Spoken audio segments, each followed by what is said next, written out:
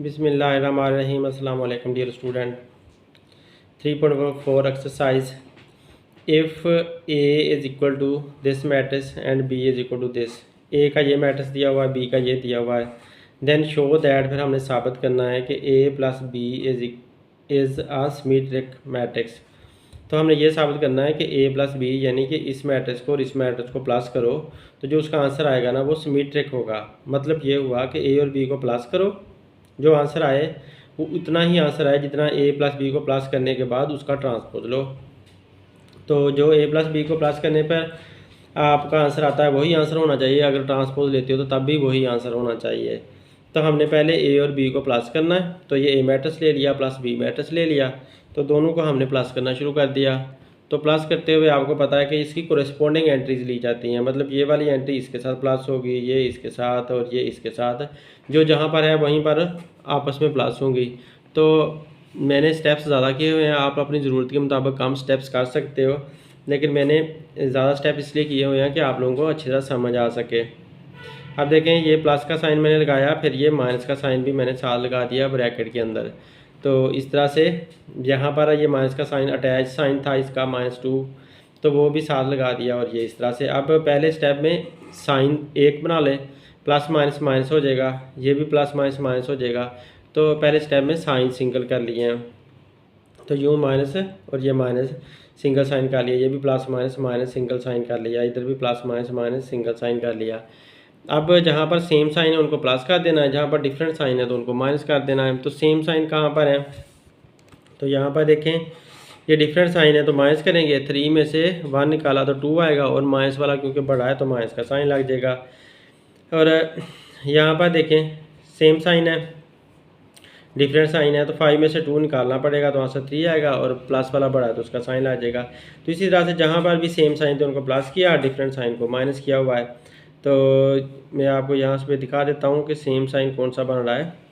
यहाँ पे ये सेम साइन आ रहा है, तो ये सेम साइन माइनस वाले हैं तो इनको प्लस करेंगे, तो माइनस का 1 और माइनस का 1 माइनस के आपके पास 2 बनेंगे, तो यहाँ माइनस के 2 आए हुए हैं। तो इस तरह से हमने इनको सिंपली प्लस कर लेना है और फाइनल आंसर निकाल लेने हैं। अब ये हमारा फाइनल आंसर निकला हुआ है। आपने अब इसका ट्रांसपोज लेकर देखना है इस फाइनल आंसर का। तो इसका मैंने ट्रांसपोज लेने के लिए ये क्योंकि ए प्लस बी का आंसर आया था ना, तो ए प्लस बी का भी ट्रांसपोज आ गया और इसका भी ऊपर ट्रांसपोज लगा दिया। अब इसका जब आंसर लिया तो ये जो कॉलम था उसको मैंने ये रो बना दिया, इस कॉलम को मैंने ये रो बना दिया, इस कॉलम को ये वाली रो बना दिया, तो रोज़ के अंदर बदल दिया कॉलम्स को। तो अब देखें कि ये जो आंसर आया है ये ए प्लस बी के ही बराबर आया। अगर इस आंसर को देखा जाए तो इसके साथ बिल्कुल मैच हो रहा है, ये और ये दोनों आंसर सेम है।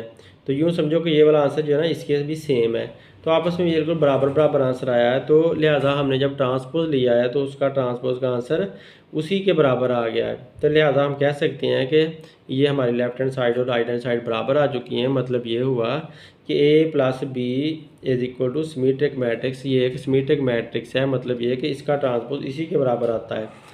अब क्वेश्चन नंबर 2 देखें, तो यहाँ पर ए मैट्रिक्स हमें ये दिया हुआ है उसने, तो इस मैट्रिक्स के बारे में वो कहता है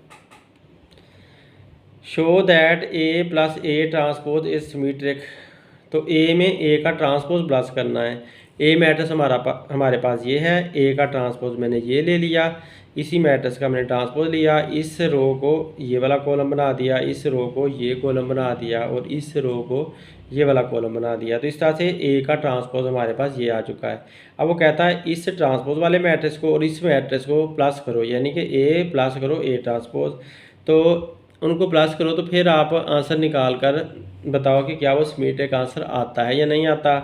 तो देखिए मैंने पहले ये ए वाला मैट्रिक्स लिया, तो यहाँ पर ए मैट्रिक्स लिख दिया, प्लस का साइन तो प्लस का साइन लगा दिया, ए ट्रांसपोज तो ए ट्रांसपोज का मैंने जो आंसर निकाला था ना ये वाला, वो यहाँ पर मैंने पुट कर दिया सारा। तो इस तरह से ए प्लस ए ट्रांसपोज मेरे पास आ गया। तो अब इनको दोनों को प्लस करना है, तो सेम उसी तरह से आपने प्लस करना है जैसे कि आप ऑलरेडी प्लस करते आए हैं। तो जब भी अटैच साइन आएगा वो ब्रैकेट में आप लिख लें अटैच साइन को। तो मैंने अटैच साइन को ब्रैकेट में लिखा हुआ, ये भी माइनस वाला अटैच साइन है, तो जहाँ पर भी माइनस का अटैच साइन होगा वो आपने ब्रैकेट के अंदर पुट कर देना है। और कोरिस्पोंडिंग एंट्रीज को प्लस करना है, इसको इसके साथ प्लस करना है, इसको इसके साथ, ये सारा आप लोगों को प्लस करना आता है। तो अब इस तरह से मैंने प्लस किया और फिर बाद में सेम साइन को प्लस कर देना है। जब ब्रैकेट्स रिमूव हो जाएंगी ना, प्लस माइनस माइनस, और यहाँ पर भी प्लस माइनस माइनस, ब्रैकेट जब रिमूव होंगी तो सेम साइन को प्लस करोगे, आप डिफरेंट साइन को माइनस करोगे। जब ब्रैकेट होंगे तो प्लस माइनस माइनस बोलना है, प्लस माइनस माइनस बोलना है। जब ब्रैकेट खत्म हो गई तो आप बोला भी यही करेंगे, same sign plus different sign minus. ये डिफरेंट साइन है तो माइनस करेंगे, 3 में से 1 निकालेंगे तो 2 आएगा। तो क्योंकि प्लस वाला बड़ा है तो प्लस का आंसर आ जाएगा। ये देखिए ना, प्लस का आंसर 2 आ गया। तो इसी तरह इसको देखते हैं हम, ये सेम साइन है, प्लस करेंगे 2 और 3 5, ये सेम साइन प्लस करेंगे 1 और 1 2। तो मुख्तलिफ सारे जो सेम साइन है उनको प्लस करके आपने आंसर निकाल लेने हैं।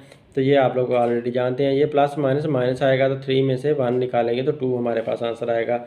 तो इस तरह से यहाँ पर पहले प्लस माइनस माइनस किया और फिर बाद में मैंने किया। मैंने स्टेप्स ज़्यादा किए हुए हैं क्योंकि मैंने समझाना था, हर एक बात को तफसील से लिखना था। तो आप लोग स्टेप्स कम कर सकते हो, लेकिन बस ध्यान करें, स्टेप कम करने से गलती के चांसेस बढ़ जाते हैं। जितना ज़्यादा मैथ में तफसील से काम करोगे उतनी ज़्यादा मिस्टेक्स कम होती हैं। ब्रैकेट ज़्यादा से ज़्यादा यूज़ करें तो उससे भी मिस्टेक्स कम होती हैं। तो देखें, अब ये हमारा आंसर आया है, ए प्लस ए ट्रांसपोज का ये आंसर आया है। अब आपको ये वाला जो आंसर मिला है ना, ये अभी हमारा इस कम्प्लेक्स का आंसर है, इस सारे इकट्ठे का आंसर मिला है। तो सारे इकट्ठे का आपने ट्रांसपोज मालूम करना है पहले।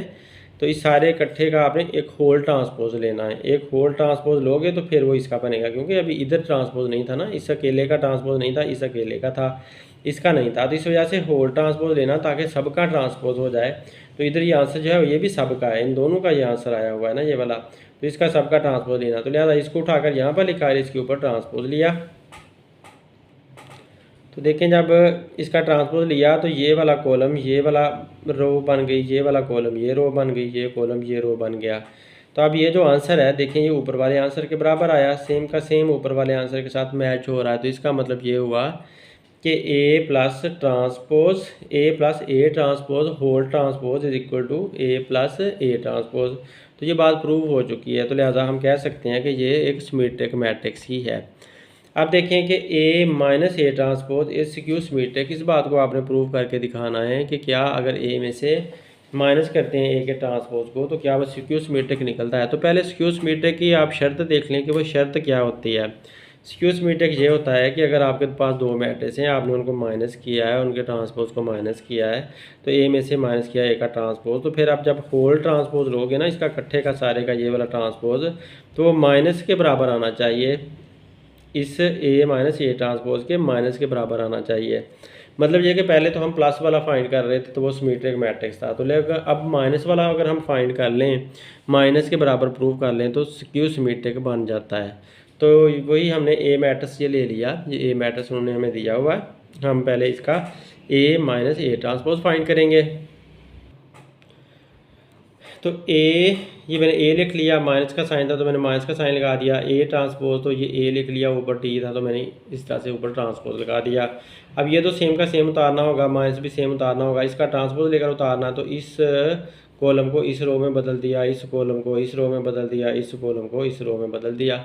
ये आप लोग ट्रांसपोज लेना आप लोगों को बहुत अच्छी तरह आता है। चाहे आप रो को कॉलम में बदल दो या फिर कॉलम को रो में बदल दो, उससे कोई फ़र्क नहीं पड़ता, आप किसी को भी बदल सकते हो। तो ये ट्रांसपोज लेने के बाद फिर आपने क्या करना है, इन दोनों को माइनस करना है आपस में। तो इनको माइनस करने लगा हूँ। अब इसको माइनस किया तो माइनस की शक्ल में ये मैंने लिख दिया, ये माइनस माइनस प्लस हो जाएगा। तो अब इनको माइनस करके मैंने ये फाइनल आंसर इनका निकाला कर लिख दिया, ये भी माइनस माइनस प्लस हो जाएगा, 3 और 1 प्लस का बन जाएगा। तो ये फाइनल मैंने आंसर निकाल कर लिखा, ए माइनस ए ट्रांसपोज का हमें ये फाइनली आंसर मिल चुका है।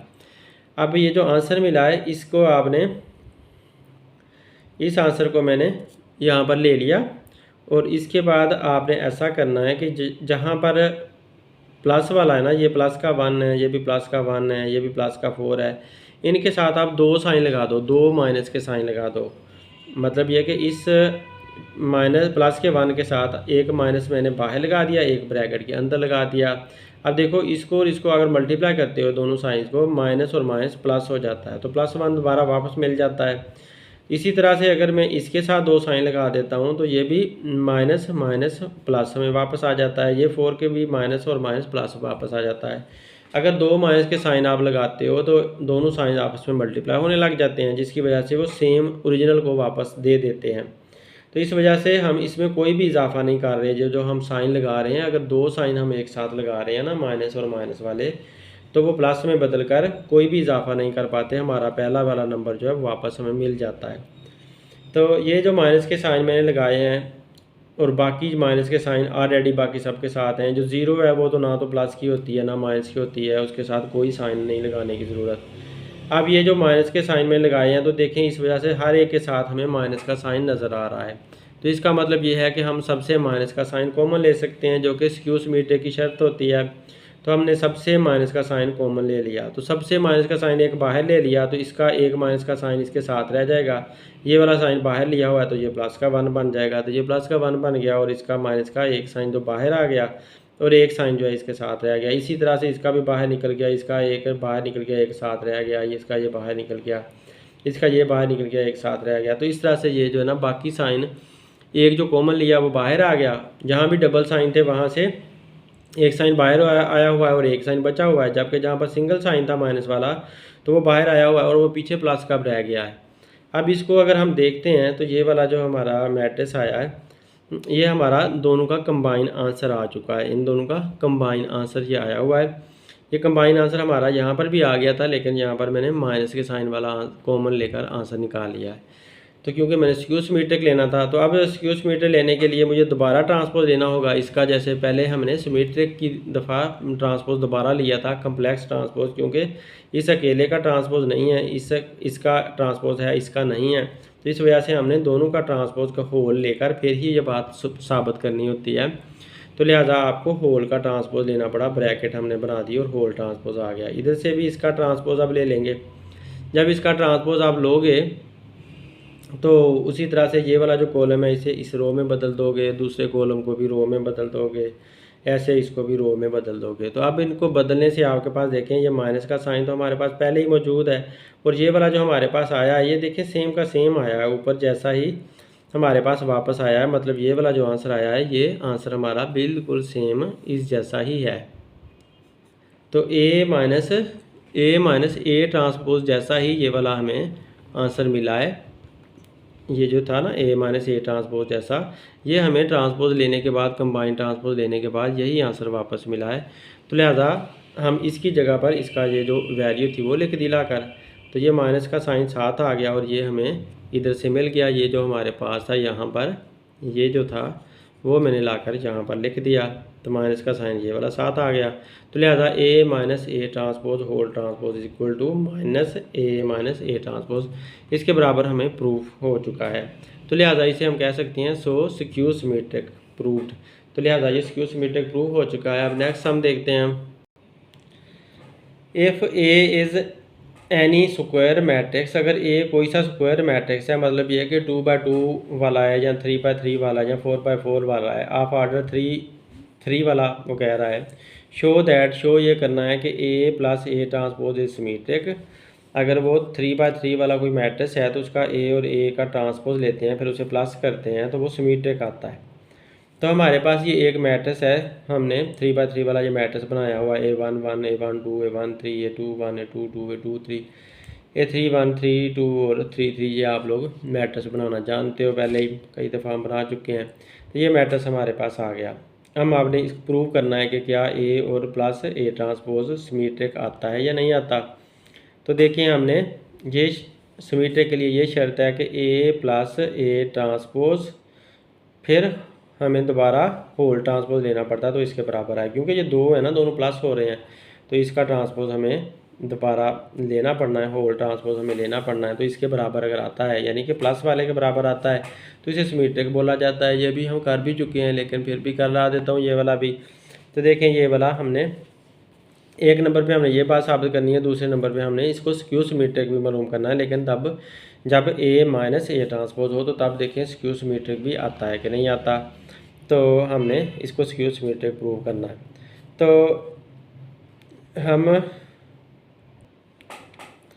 तो जब सिमेट्रिक प्रूव करना होता है तो तब क्या होता है कि आपने ए करना है, फिर प्लस ए ट्रांसपोज करना है और फिर उसका ट्रांसपोज लेना है। होल ट्रांसपोज लेना है तो तब आपका वो इसके प्लस के बराबर आंसर आना चाहिए, तो ये सिमेट्रिक होता है। तो ये बात मैं अभी पहले प्रूव कर चुका हूँ। आप लोग ये वैल्यूज़ पुट करके ये वाला मैट्रिक्स रख के आप इसको फाइंड करोगे तो ये आप आसानी से साथ फाइंड कर लोगे। तो इसलिए ये आप लोगों के लिए छोड़ दिया है। और इसी तरह स्क्यू सिमेट्रिक जो इसका प्रूव करना था, तो स्क्यू सिमेट्रिक में क्या करना होता है कि ए माइनस ए, पहले आपने ट्रांसपोज फाइंड करना है, तो जो वो आपने फाइंड कर लिया, फिर आपने उसका होल ट्रांसपोज लेना है, इधर भी ट्रांसपोज लेना है और उसको माइनस के बराबर प्रूव करना है। तो माइनस के बराबर प्रूव करने के लिए जैसे कि मैं पहले ही बता चुका हूँ कि जो माइनस वाली रकमें हैं उन्हें छोड़ दें, जो प्लस वाली हैं उनके बाद साथ 2 बार प्लस का साइन लगा लें। Minus multiply by minus plus में आ जाता है, तो फिर माइनस आप कॉमन ले लें और यूँ आप A minus A transpose whole transpose is equal to minus into A minus A transpose आप प्रूव कर लोगे। तो इस तरह से स्क्यू सिमेट्रिक प्रूव हो जाएगा।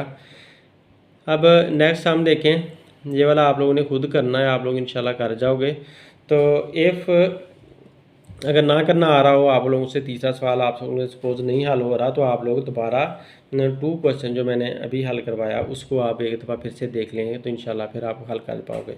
If matrix A and B are symmetric, अगर ए और बी सिमेट्रिक हैं तो and A B is equal to B A, और ये भी कि आप ए और बी आपस में मल्टीप्लाई करते हो तो बी ए के बराबर आता है।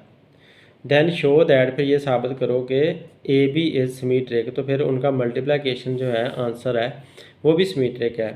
तो सिमेट्रिक होने का मतलब क्या होता है कि आप ए का अगर ट्रांसपोज लेते हो तो उसी के बराबर आए। ए मैट्रिक्स का ट्रांसपोज लिया तो उसी के बराबर आए, बी मैट्रिक्स का ट्रांसपोज लिया तो इसी के बराबर आए। इस तरह से ये ए और बी सिमेट्रिक प्रूव हो जाते हैं कि उनके अगर ट्रांसपोज लेते हैं तो उन्हीं के बराबर आ जाते हैं, तो ये सिमेट्रिक प्रूव हो जाते हैं। और ए बी को आपने सिमेट्रिक प्रूव करना है तो इसका मतलब है कि ए बी का होल ट्रांसपोज आपको लेना होगा तो वो ए बी के बराबर आएगा। तो ये बात हमने प्रूव करनी है। तो ए बी का होल ट्रांसपोज ले लें तो ए बी के बराबर आना चाहिए। तो हमें अगर ये लेफ़्ट हैंड साइड हम लेते हैं ए बी ट्रांसपोज, तो आपको पता है कि अगर ये ट्रांसपोज हम ए को भी दे दें बी को भी दे दें ये ट्रांसपोज, क्योंकि उसने कहा है ना ए बी बराबर है बी ए के, तो मैं इस ए बी की जगह बी ए तो लिख सकता हूँ ना, तो बी ए लिख लिया और ये ट्रांसपोज उनको दोनों को दे दिया, इसको भी दे दिया इसको भी दे दिया। तो ये उनके ट्रांसपोज किसके बराबर होते हैं, जो बी का ट्रांसपोज है वो हम यहाँ पर कह चुके हैं कि वो बी के बराबर है, बी का ट्रांसपोज बी के बराबर है और ए का ट्रांसपोज ए के बराबर है। तो लिहाजा बी का ट्रांसपोज बी के बराबर लिख दिया, ए का ट्रांसपोज ए के बराबर लिख लिया और बी ए किसके बराबर है, खुद ए बी के बराबर है। वो सवाल के अंदर उसने खुद हमें कहा हुआ है कि बी ए बराबर है ए बी के, तो ये उसके आपस में उसने बराबर कहा हुआ है। तो लिहाजा हम राइट हैंड साइड पे पहुंच गए हैं, लेफ्ट हैंड साइड से शुरू हुए तो राइट हैंड साइड जो इसने ये ए बी कही थी हम उस पर पहुँच गए। तो लिहाजा ये बात साबित हो चुकी है। अब इसमें देखें शो दैट ए ट्रांसपोज मतलब A multiply by A transpose and A transpose multiply by A are symmetric for any matrix of order 2/3। अगर आपके पास कोई मैट्रिक्स 2/3 वाला है, मतलब ये कि उसके अंदर रोज़ कितनी हैं 2 और कॉलम कितने हैं 3, तो इस तरह का 2/3 वाला मैट्रिक्स है, उसमें आपने ए को मल्टीप्लाई करना है ए के ट्रांसपोज के साथ, या फिर आपको ए ट्रांसपोज पहले ले लें और बी के उसी के साथ मल्टीप्लाई करें, तो वो आपस में वो जो है ना सिमेट्रिक आपको शो करके दिखाएंगे। तो देखें हमने ये पहला ए इंटू ए ट्रांसपोज करते हैं, तो ए मैट्रिक्स हमने पहले लिख लिया, फिर ये उसका ट्रांसपोज लिख लिया, क्योंकि इसके ऊपर टी था तो मैंने इसके ऊपर भी टी लगा दिया। सेम मैट्रिक्स लिखा है वही मैट्रिक्स जो उसने बताया था कि 2/3 वाला। तो A11 A12 A13 A21 A22 A23 ये 2/3 वाला मैंने मैट्रिक्स बना लिया। तो इस तरह वैसे ही A लिख लिया और यहाँ पर ट्रांसपोज वाला लिख लिया। अब ट्रांसपोज रिमूव करेंगे तो जाहिर है ये वाला बन जाएगा, ये वाला जो कॉलम है वो ऐसे लिखना होगा, ये कॉलम ऐसे लिखना होगा, ये कॉलम ऐसे लिखना होगा। तो इस तरह से ये बन गया। अब इनको आपस में मल्टीप्लाई करना है, तो मल्टीप्लाई करने का आपको वही पुराना तरीका आता है जो मैंने एरो लगाकर मैं अक्सर बताता हूँ। तो इस एरो को आपने इसके साथ पहले मल्टीप्लाई किया, तो इस सारे एरो को जब इस सारे के एरो के साथ मल्टीप्लाई किया, टेल को टेल के साथ, मिड को मिड के साथ, हेड को हेड के साथ, तो आपके पास ये वाली लाइन यहाँ तक आ गई है, जहाँ तक आपके पास लाइन आ गई है। फिर इसी एरो को आपने इसके साथ भी मल्टीप्लाई करना है ना, दूसरे कॉलम के साथ भी मल्टीप्लाई करना है। तो जब इसको इसके साथ मल्टीप्लाई किया तो ये हमारे पास सारा का सारा हिस्सा आया हुआ है, ये यहाँ पर मैंने लिखा हुआ है, ये वाला हिस्सा इधर से लेकर इधर तक आ गया। अब आपने इस रो को पहले इस कॉलम के साथ मल्टीप्लाई किया तो ये वाला सारा यहाँ तक आ गया, और उसके बाद जब आपने इसी को इसके साथ मल्टीप्लाई किया तो ये वाला इतना हिस्सा हमारे पास आ गया ये सारा। तो आप लोगों को ये मल्टीप्लाई आसानी के साथ कर लेंगे, ये आप लोग करना जानते हैं। बस ये याद रखना कि हेड को हेड से करना है, टेल को टेल से करना है। तो इस तरह से आपने मल्टीप्लाई करते जाना है। तो एरो लगाकर अब आप क्या करोगे कि ये जहाँ पर ये A11 आ रहा था तो A11 का स्क्वायर बन जाना, उसने A11 का स्क्वायर बन जाना। तो A12 आ रहा था तो A12 का स्क्वायर बन जाएगा। तो इस तरह से उनके स्क्वायर दे देने हैं जहाँ पर भी वो सेम आ रहे थे।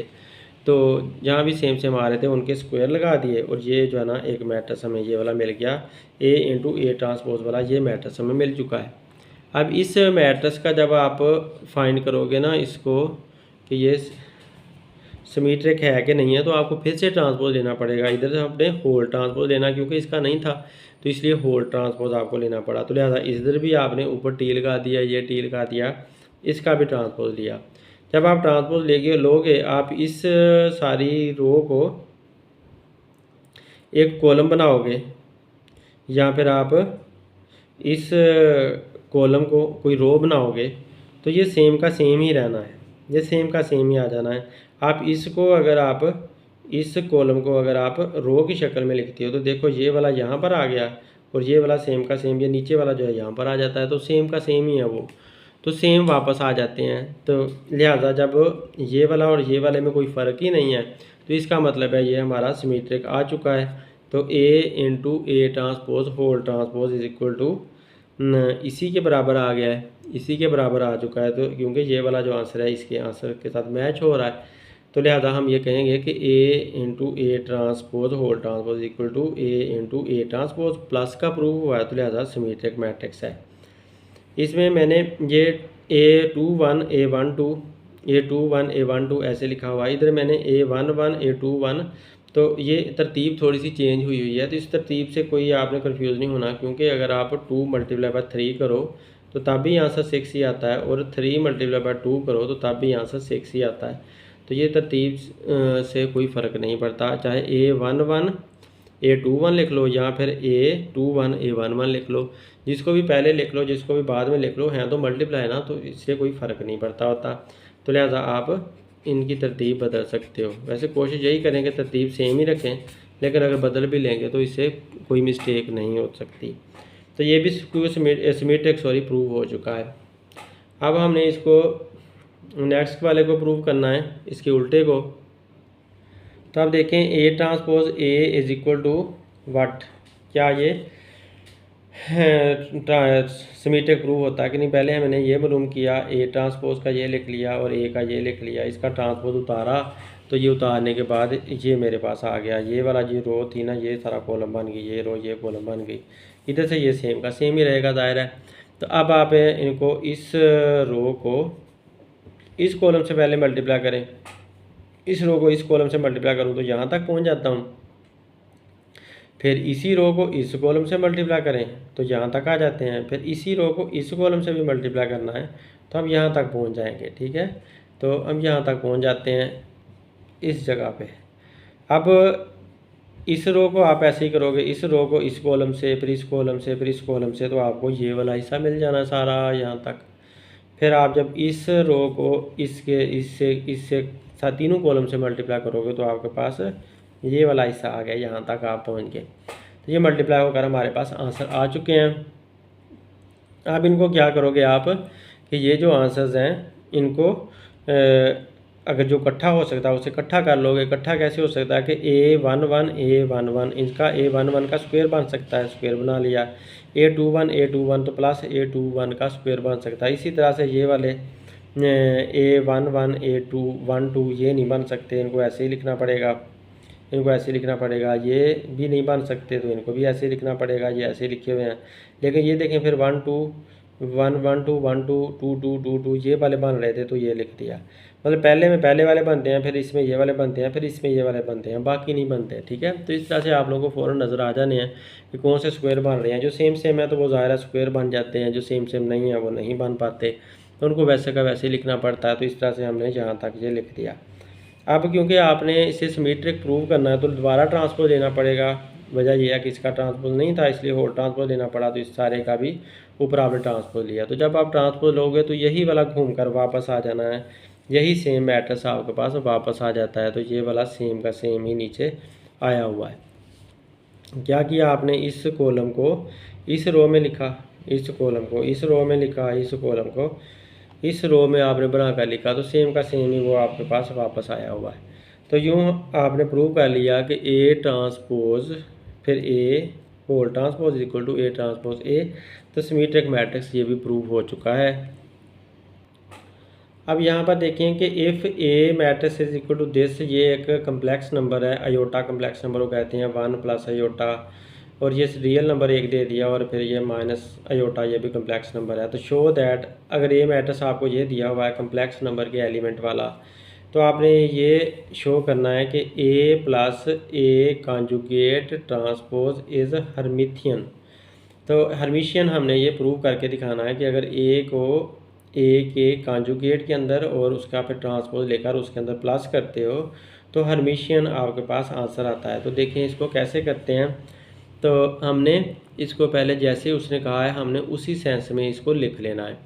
तो ये ए मैट्रिक्स है हमारे पास, पहले जैसे ये ए है तो हमने ये ए लिखा, ऊपर से हमने ए उठाकर लिख लिया, फिर प्लस का साइन है तो प्लस का साइन लगा दिया, फिर ब्रैकेट के अंदर ये ए का कॉन्जुगेट है तो हमने ये ब्रैकेट बना ली और ये ए मैट्रिक्स लिखा, ऊपर मैंने कॉन्जुगेट ऐसे शो कर दिया, ये मैट्रिक्स के ऊपर कॉन्जुगेट आ गया क्योंकि ए के ऊपर कॉन्जुगेट है ना, कॉन्जुगेट का मतलब है मतलब ये वाला साइन है तो ये कॉन्जुगेट का साइन लगा दिया, ऊपर फिर ट्रांसपोज है तो बाहर हमने ये ट्रांसपोज भी शो कर दिया।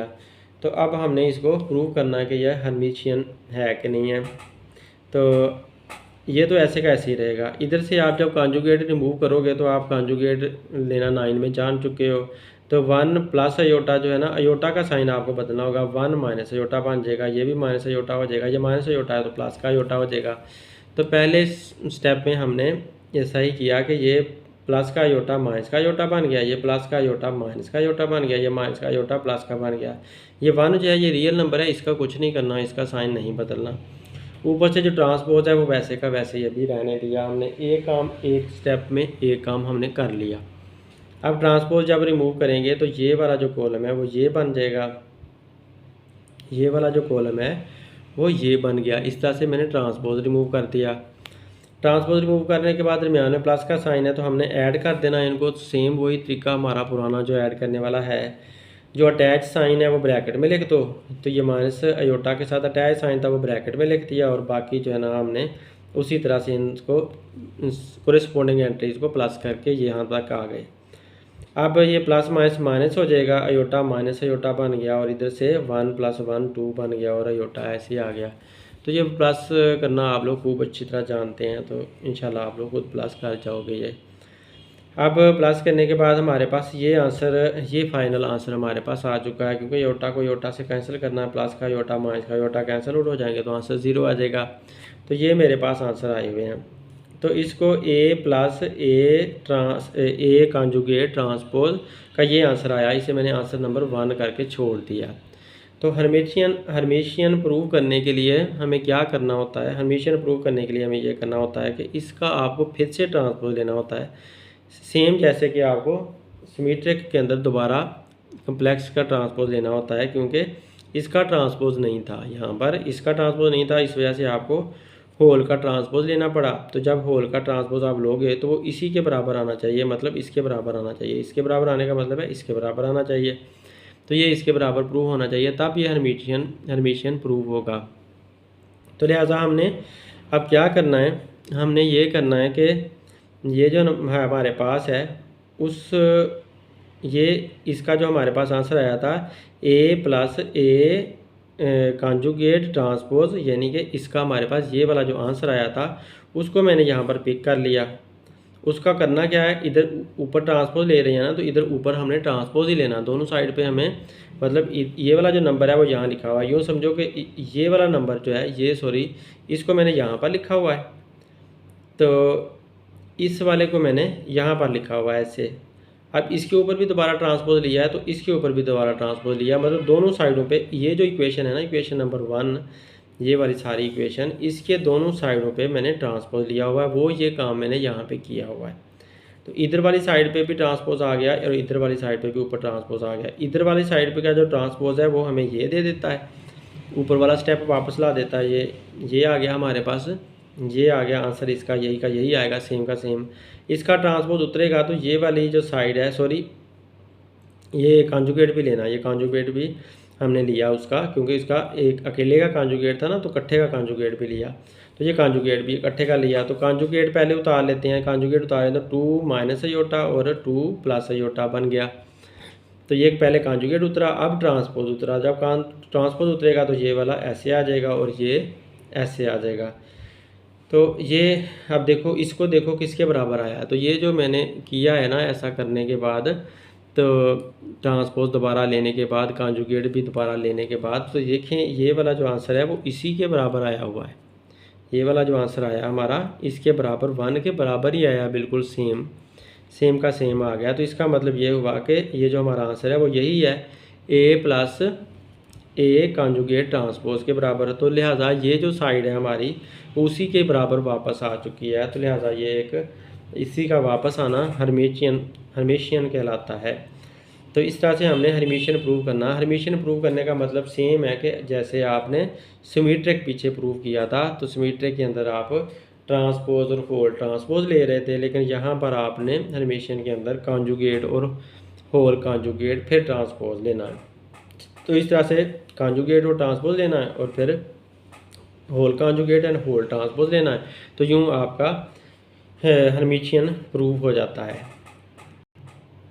अब यहाँ पर देखें कि A minus A conjugate transpose is skew Hermitian. इसको स्क्यू हर्मिशियन आपने प्रूव करना है। तो फॉर दिस स्क्यू हर्मिशियन के लिए क्या करना होगा, हमें ये प्रूव करना होगा कि अगर हम A minus A conjugate transpose whole conjugate फिर ट्रांसपोज लेते हैं तो वो माइनस के बराबर आना चाहिए। तो इसके ए माइनस ए कॉन्जुगेट ट्रांसपोज के माइनस के बराबर आना चाहिए। सेम स्क्यू सिमेट्रिक वाली बात हो रही है। तो आप अब मेरे ख्याल में समझ भी चुके होंगे कि हमें क्या करना है। तो हमने पहले ये ए मैट्रिक्स ले लिया, उसमें ए माइनस ए कॉन्जुगेट ट्रांसपोज किया, तो ए का ए मैंने लिख लिया, माइनस का साइन मैंने माइनस का लगा दिया, ये ब्रैकेट मैंने ये ब्रैकेट लगा दी, ये सारी ब्रैकेट लगा दी। इसके ऊपर कॉन्जुगेट है तो मैंने ये कॉन्जुगेट लगा दिया, फिर ये ट्रांसपोज है तो मैंने ट्रांसपोज लगा दिया। अब क्या किया मैंने, इसको ऐसा का ऐसे ही लिख लिया, माइनस का साइन भी ऐसे का ऐसे लगा लिया, इसका कॉन्जुगेट लेकर लिख दिया। कॉन्जुगेट लेने में क्या किया कि ये माइनस का हो जाएगा, ये भी माइनस का हो जाएगा, ये प्लस का हो जाएगा। तो ऐसा मैंने कर दिया।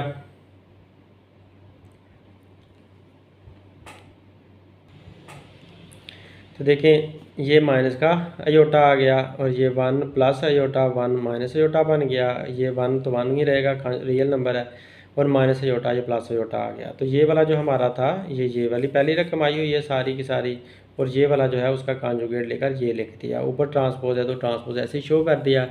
अब मुझे ट्रांसपोज उतारना है, ट्रांसपोज उतारूंगा तो ये वाला कॉलम ये वाली रो बन जाएगी, तो ये वाला कॉलम ये वाली रो बन जाएगी। तो इस तरह से ट्रांसपोज उतर गया और ये दोनों यहाँ पर, ये वाले दोनों यहाँ पर आ चुके हैं। अब इनको माइनस करना है तो आप माइनस करते हुए वही ब्रैकेट का यूज़ करोगे और जो अटैच साइन है वो साथ साथ आप लगाओगे। तो उसके बाद आपने ब्रैकेट खोलनी है। इस बात का लाजमी ख्याल रखना है, यहाँ पर मिस्टेक के चांसेस बहुत ज़्यादा हो जाते हैं अगर आप अटैच साइन का ख्याल ना रखोगे, ब्रैकेट नहीं लगाओगे। तो इसी तरह से आप लोगों ने ब्रैकेट ज़रूर यूज़ करनी है। तो अब ये माइनस माइनस प्लस हो जाएगा, तो अयोटा प्लस अयोटा आ जाएगा, ऐसे आ गया। तो इस तरह से आप इनको इकट्ठा कर दिया। तो ये इकट्ठा करने के बाद हमारे पास ये 1 में से 1 निकाल कर 0 हो जाता है ना, तो सिर्फ अयोटा बचता है। तो ऐसे ये हमारे पास आंसर आ चुके हैं। इसको आंसर नंबर 1 करके छोड़ दिया मैंने कि A minus A conjugate transpose का आंसर ये वाला आ चुका है। अब आपने क्या करना है कि इसका फिर से ट्रांसपोज लेना है और कॉन्जुगेट फिर से लेना है। तो अब इसका ये कॉन्जुगेट लिया और ऊपर ट्रांसपोज भी फिर से लिया। तो इसका मैंने ये जो मेरा आंसर था उसके ऊपर कॉन्जुगेट लगा दिया, ट्रांसपोज लगा दिया। पहले कॉन्जुगेट रिमूव किया तो ये जो अयोटा वाले हैं वो उल्टे हो जाएंगे सारे, माइनस अयोटा और ये प्लस का अयोटा, माइनस अयोटा और ये प्लस का अयोटा, माइनस अयोटा, माइनस का अयोटा जो है वो प्लस का अयोटा बन गया। कॉन्जुगेट उतरने की वजह से सारे अयोटा वाले साइन उल्टे हो जाएंगे। ट्रांसपोज का ऐसे रहा। अब ये ट्रांसपोज रिमूव करते हैं तो ये वाला ऐसे बन गया और ये वाला ऐसे बन गया, ट्रांसपोज भी रिमूव हो गया। इस सारे का हमारा ये आंसर आ चुका है। अब हमने इसको माइनस प्रूव करके देना है। तो माइनस प्रूव करने के लिए वही काम करना होगा जो पहले हमने किया था। ये वाला अकेला प्लस का है तो इसके साथ 2 साइन लगा दो, माइनस और माइनस, माइनस और माइनस 2 साइन लगा दें तो माइनस और माइनस देखें ये दोबारा प्लस बन जाता है। तो बाकी जो है ना वो सारे ऑलरेडी माइनस के थे, उनको सेम का सेम ऐसे ही छोड़ दो। तो यूँ अब इनमें से सब में से माइनस का साइन कॉमन ले लो, तो सबसे माइनस का साइन कॉमन लें तो इसके साथ एक माइनस का साइन बचा रह जाना है, बाकी सबके माइनस के साइन जो है ना वो कॉमन की शक्ल में बाहर आ जाएंगे और इस तरह इक्वेशन नंबर 2 बन गई। अब इक्वेशन नंबर 2 को अगर आप आगे फर्दर देखते हो तो ये इक्वेशन नंबर जो 2 है वो क्या है, जो इक्वेशन नंबर जो 2 है वो 1 के बिल्कुल बराबर है। 1 हमारी ये है, तो इक्वेशन नंबर 1 और इक्वेशन नंबर 2 बिल्कुल बराबर आई हुई हैं। तो इक्वेशन नंबर 1 ने क्या आंसर दिया था, ये वाला आंसर दिया था। इसका मतलब है इसकी जगह पर आप ये वाला आंसर लाकर लिख सकते हो। इसकी जगह पर आप ये आंसर लिखोगे तो ये आंसर हमारे पास आ गया और ये माइनस का साइन साथ आ गया। तो ये वाला आंसर जो था वो क्या था, ये था, और माइनस का साइन ऐसे साथ आया हुआ है। तो इस तरह से ये बात हमारी प्रूव होगी कि A minus A conjugate whole conjugate फिर whole transpose is equal to this, और नेगेटिव में आया आंसर तो इसलिए आप इसे कहोगे ये है सिक्यू हर्मिशियन प्रूव हो चुका है। If A is symmetric or skew symmetric, अगर ए सिमेट्रिक है या फिर सिक्यू सिमेट्रिक है, शो दैट पे शो करें कि ए का स्क्वायर इज सिमेट्रिक, तो ए का स्क्वायर सिमेट्रिक है। अगर ए सिमेट्रिक है ना तो A transpose equal to A, और अगर ए सिक्यू सिमेट्रिक है तो A transpose equal to minus है। ये दो बातें उसने हमें सवाल में दे दी है। तो हमने प्रूव करना है कि ए का square transpose is equal to A square, इसके बराबर आता है। तो हमने लेफ्ट हैंड साइड ले ली, मतलब हमने ये वाली साइड ले ली, ऐसे हमने लिख ली। उसके बाद हमें पता है ए का स्क्वायर क्या होता है, ए डॉट ए या ए मल्टीप्लाई बाय ए, ये ए का स्क्वायर होता है। ऊपर ट्रांसपोज आ गया। अब ए जो है वो अकेला किसके बराबर है, वो ए अपने ही ट्रांसपोज के बराबर है, क्योंकि उसने कहा था A is equal to A transpose. तो हमने इस ए की जगह उसका ट्रांसपोज लगा दिया और इस ए की जगह पर भी उसका ए ट्रांसपोज लगा दिया, तो ये ट्रांसपोज आ गया। या वैसे भी आप देखो कि ये वाला ट्रांसपोज इनको देते हो तो ये इसको ट्रांसपोज भी मिलता है, इसको भी मिलता है, दोनों को ट्रांसपोज मिल रहा है। तो ये जो खुद हैं ये ए ट्रांसपोज और ए ट्रांसपोज ये किसके बराबर हैं, ये खुद ए के ही बराबर हैं। तो ए का ट्रांसपोज भी ए के बराबर, ये वाला ए का ट्रांसपोज भी ए के बराबर, तो लिहाजा ए आ जाएंगे इधर से। तो ए मिलकर ए का स्क्वायर दे देते हैं। तो इस तरह से ये ए का square transpose equal to A square के बराबर ये बात प्रूव हो गई। तो यूँ हमारी right hand side is equal to left hand side जो राइट हैंड साइड के बराबर आ चुकी है। तो so A square is symmetric, तो ए स्क्वायर सिमेट्रिक प्रूफ हो चुका है। अब A is equal to this 1 plus iota, और अयोटा ये है। Find A dot A conjugate transpose, हमने ये फाइंड करके दिखाना है। तो बहुत आसान सा है। ए आपने ये लिख लिया, डॉट मल्टीप्लाई को शो करता है तो ये हमने मल्टीप्लाई की ब्रैकेट बना दी। ए कॉन्जुगेट तो ऊपर कॉन्जुगेट लगा दिया, ट्रांसपोज है तो ऊपर ट्रांसपोज दे दिया। सो सिंपल है। तो आप पहले कॉन्जुगेट उतारें तो अयोटा वाले साइन उल्टे हो जाएंगे, ये प्लस का है तो माइनस का हो जाएगा, ये भी प्लस का है तो माइनस का हो जाएगा। तो ये दो साइन आपने उल्टे कर देने हैं। 1 जो है वो रियल नंबर है, उसका कोई साइन नहीं उल्टा करना, तो ये साइन उल्टे कर दिए हमने। तो ऊपर ट्रांसपोज अभी है, इस ट्रांसपोज को रिमूव करोगे तो ये वाली जो है इसका जो कॉलम है इसका वो इस रो की शक्ल में आ जाएगा, ऐसे रो की शक्ल में आ गया, और ये वाला मैट्रिक्स हमारा ऐसे का ऐसे ही रहेगा। अब आप इसको इसके साथ मल्टीप्लाई करोगे, क्योंकि ये मल्टीप्लिकेशन शो कर रहा है, तो आप मल्टीप्लाई करने का वही हमारा तरीका है कि एक रो को लेना है और एक कॉलम के साथ मल्टीप्लाई करना है। तो ये रो और कॉलम को मल्टीप्लाई करना शुरू कर दिया। एक रो को पहले इस कॉलम के साथ, फिर इसको इस कॉलम के साथ, फिर इसको इस कॉलम के साथ, तो ऐसे ये सारे मल्टीप्लाई होकर आ चुके हैं। पहली रो 1 2 तीनों कॉलम के साथ ऐसे मल्टीप्लाई हो चुकी है।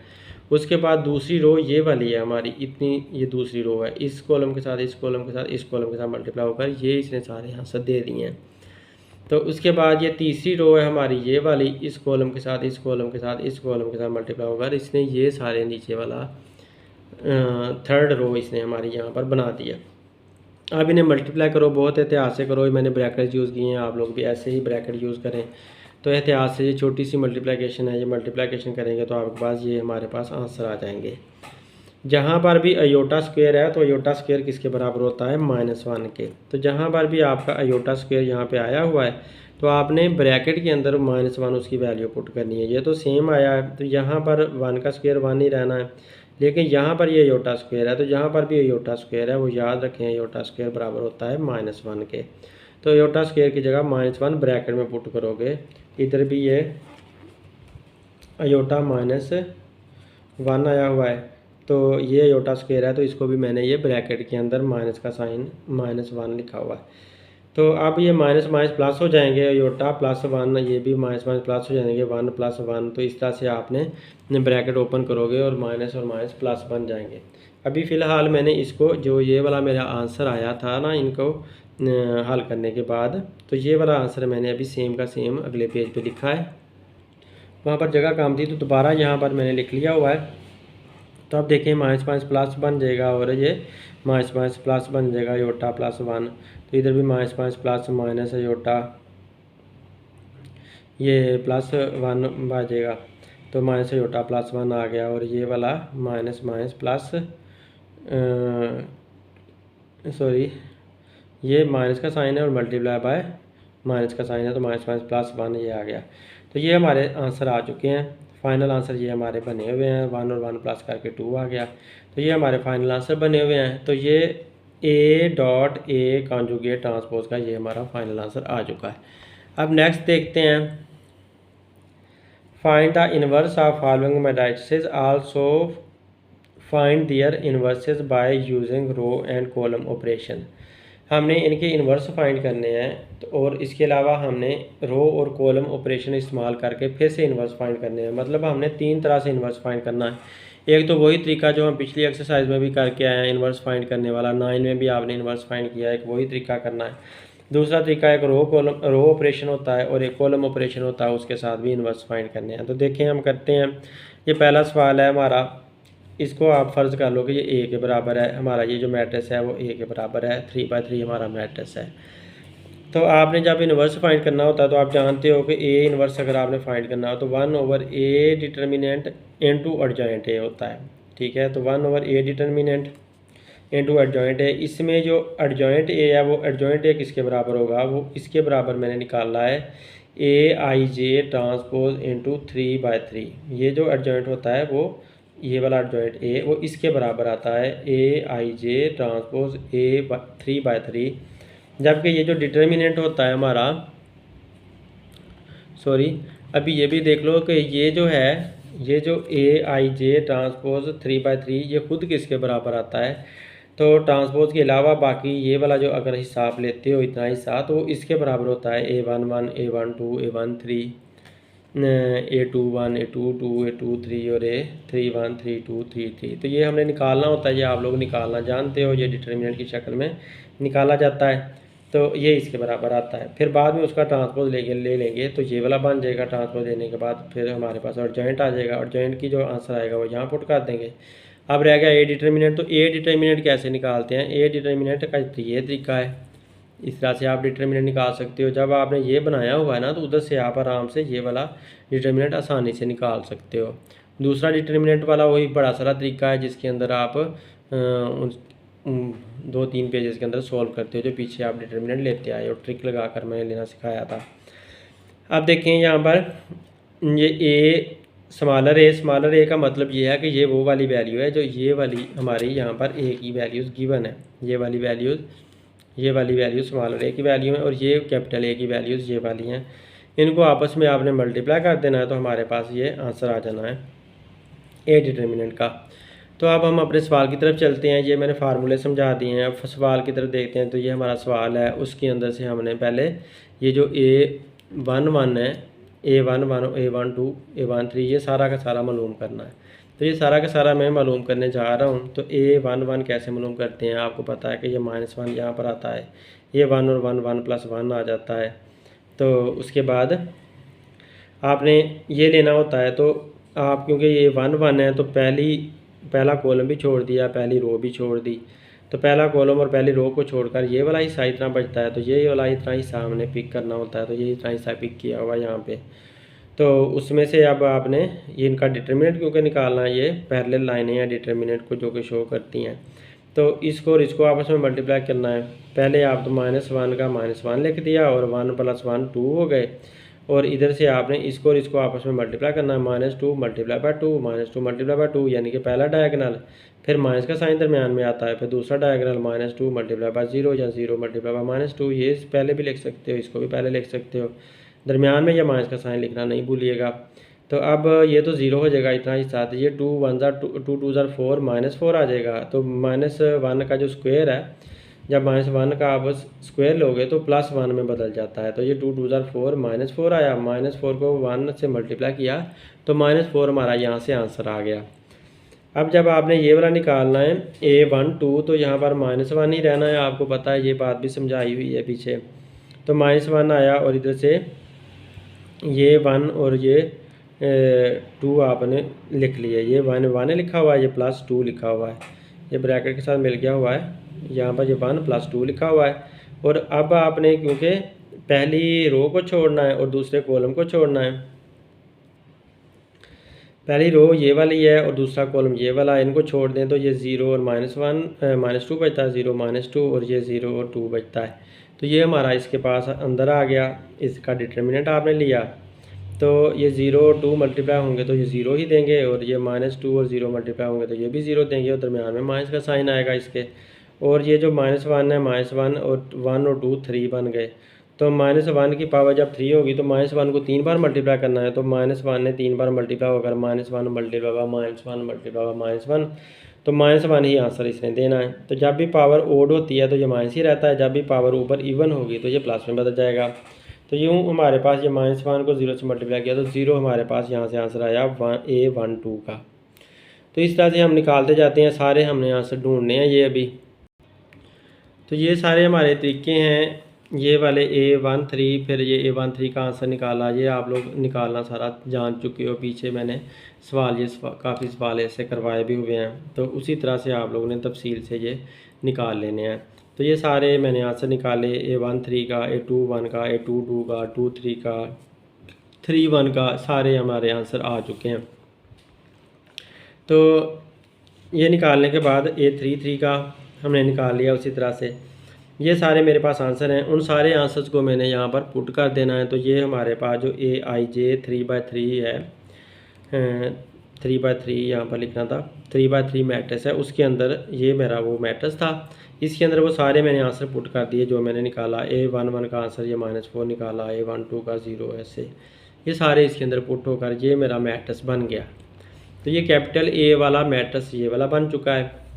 तो अब आपने क्या करना है कि एडजॉइंट A इसका निकालना है, AIJ 3/3 का आपने एडजॉइंट निकालना है। तो एडजॉइंट निकालने के लिए आपको क्या करना होगा, तो AIJ ट्रांसपोज इसका लेना होगा 3/3 का।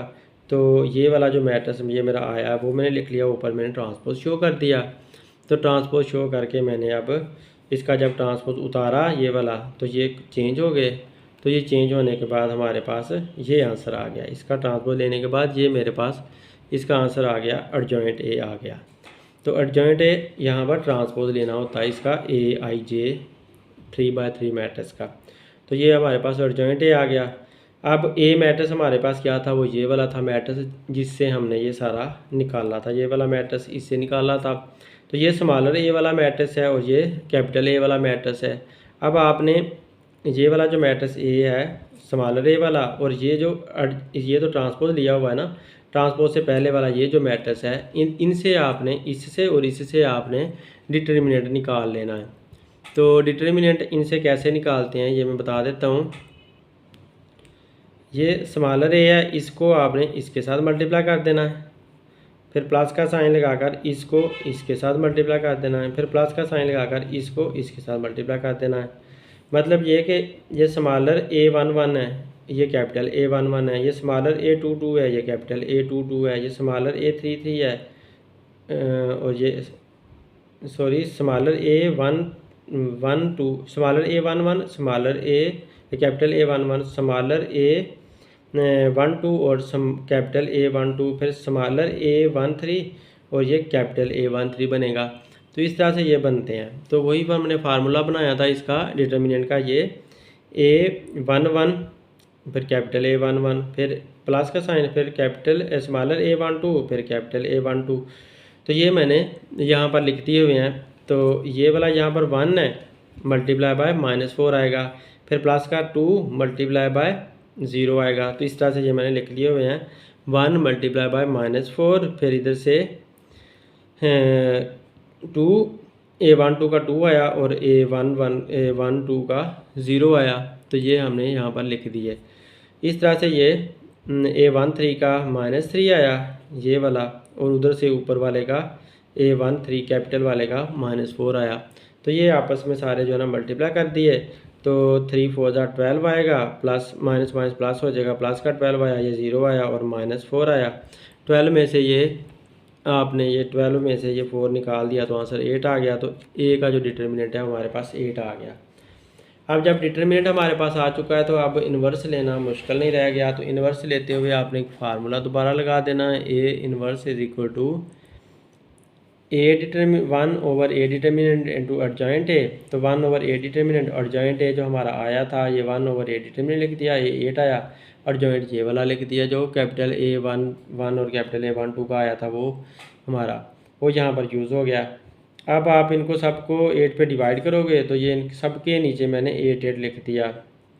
यहाँ पर मैंने सबके नीचे 8 शो कर दिया, लिख दिया। अब इनको जो कटते हैं वो काट देनी है। 4 1 4 4 2 8, तो लिहाजा 1 ओवर 2 बन जाएगा। 2 1 2 2 4 8, तो 1 ओवर 4 आ जाएगा। तो ये कटने के बाद ये सारे आ चुके हैं, माइनस के साइन जिनके साथ थे वो साइन आ गए। तो ये हमारा ए इन्वर्स का हमारे पास जवाब आ चुका है। ये वाला ए इन्वर्स का आंसर है ये वाला हमारा।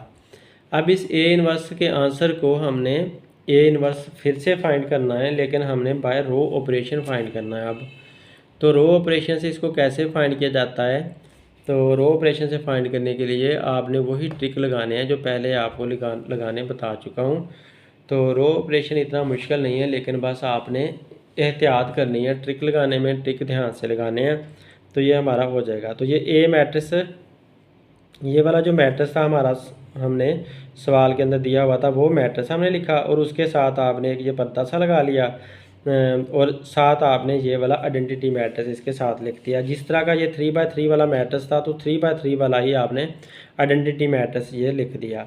अब आपने करना ये है कि ये वाला जो सारा मैट्रिक्स है इसको आपने इस तरफ उठा कर लेकर आना है इस हिस्से की जगह पर, और इस सारे को आपने इधर मूव करके लेकर जाना है। और करना सारा प्लस माइनस है या मल्टीप्लाई और डिवाइड करना है रोज़ को, क्योंकि रो ऑपरेशन है तो रोज़ को एक दूसरे के अंदर प्लस करें या एक दूसरे के साथ मल्टीप्लाई करें, सॉरी आप किसी ख़ास नंबर से मल्टीप्लाई करें, किसी ख़ास नंबर से डिवाइड करें।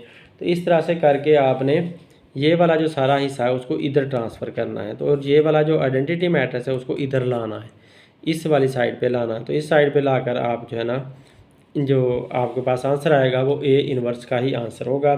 तो आप देखते हैं हमने पहले क्या करना है। तो मैंने स्टार्ट में ये किया कि R3 + 2R1 किया। R3 मतलब ये कि मैं ये चाहता था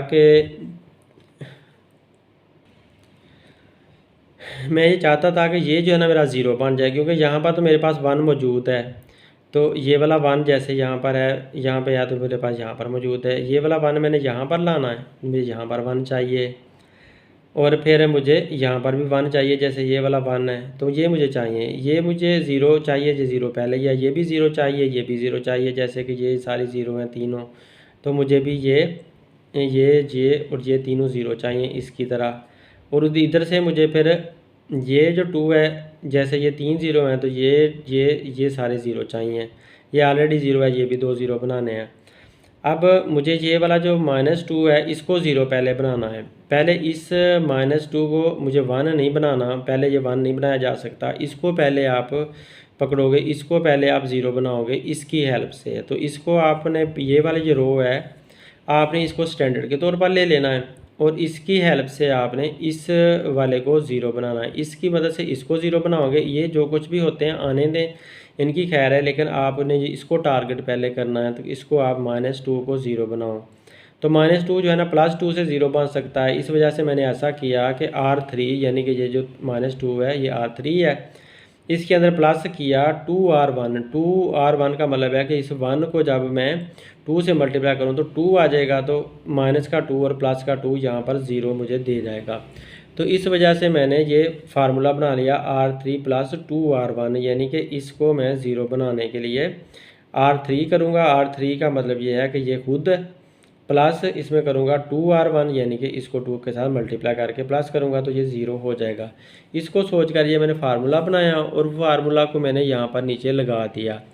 ये पूरा मैंने यहाँ पर लगाना शो किया हुआ है इस वजह से कि आप लोगों को अच्छी तरह से समझ आ जाए।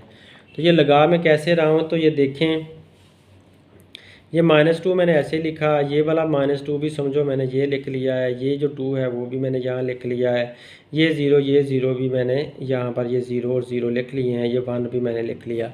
मतलब जैसी ये सारी रो थी ना, तीसरी रो, वो सारी शुरू में जो है ना वो तीसरी रो ही लिखी हुई है सारी। उसके बाद मैंने क्योंकि +2R1 किया हुआ है तो सबसे साथ 2R1 और ये भी 2R1, 2R1 1, ये वाला यहाँ से आ गया 2R1 का, यहाँ पर 1 ही है तो 1 आता है। फिर +2, ये जो मेरा फार्मूला है +2 तो सबके साथ लगाना ना, यूँ समझो पहले +2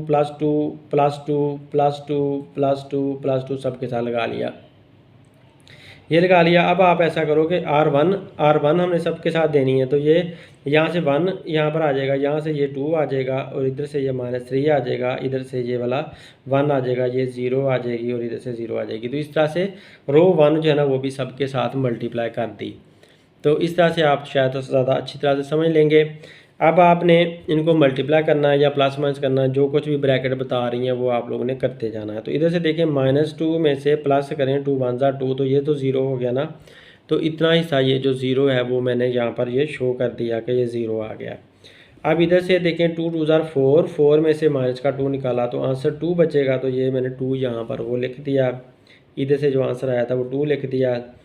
2 3 6, माइनस का 6 आएगा क्योंकि माइनस का साइन है, प्लस माइनस माइनस हो जाएगा, तो माइनस का 6 आएगा। माइनस के 6 में से 2 निकालेंगे तो माइनस का 4 आंसर बचेगा, तो लिहाजा ये देखें ये माइनस का 4 मैंने यहाँ पर लिख दिया ये वाला। अब ये हमारा पर्दा यहाँ पर साथ आ गया ऐसे का ऐसे ही। अब पर्दे से दूसरी तरफ चले जाते हैं, तो ये 2 1 2 है, तो 2 1 2 किया तो +0 करेंगे तो 2 ही आंसर आएगा, तो ये 2 यहाँ पर आ गया हमारे पास। और इधर से 2 0 0, तो ये 0 इसमें प्लस होती है तो 0 ही रहता है, तो ये 0 का 0 ही रहा। और इधर से 2 0 0 ही रहा और 1 प्लस का 1 यहाँ पर ऐसे ही आ गया। तो यूँ हमने जो रो ऑपरेशन किया है, पहला ऑपरेशन ये वाला हमारा, उसने हमें ये वाली रो एक नई रो दे दी है। तो अब इसमें हमें ये 0 मिल चुका है। अब हमारा टारगेट ये है कि इसको भी मैं किसी तरह से 0 बनाऊँ। तो इसको 0 डायरेक्टली तो बंदा कोई तरीका नहीं है कि बंदा बना ले, पहले आपको इसको 1 बनाना पड़ेगा। जब आपका ये हिस्सा 1 आएगा तब ही आप इसको 0 बना सकते हो, और कोई तरीका नहीं है कि आप इसको 0 बना लो, क्योंकि अगर आप इसको यूज़ करके इसको 0 बनाने की कोशिश करोगे तो इसने सिर्फ यहाँ पर 0 देना है या यहाँ पर देना है, यहाँ पर 0 नहीं ये दे सकता। आप अगर इसे डिवाइड करते हो 2 को 2 के साथ तो 1 आ जाता है।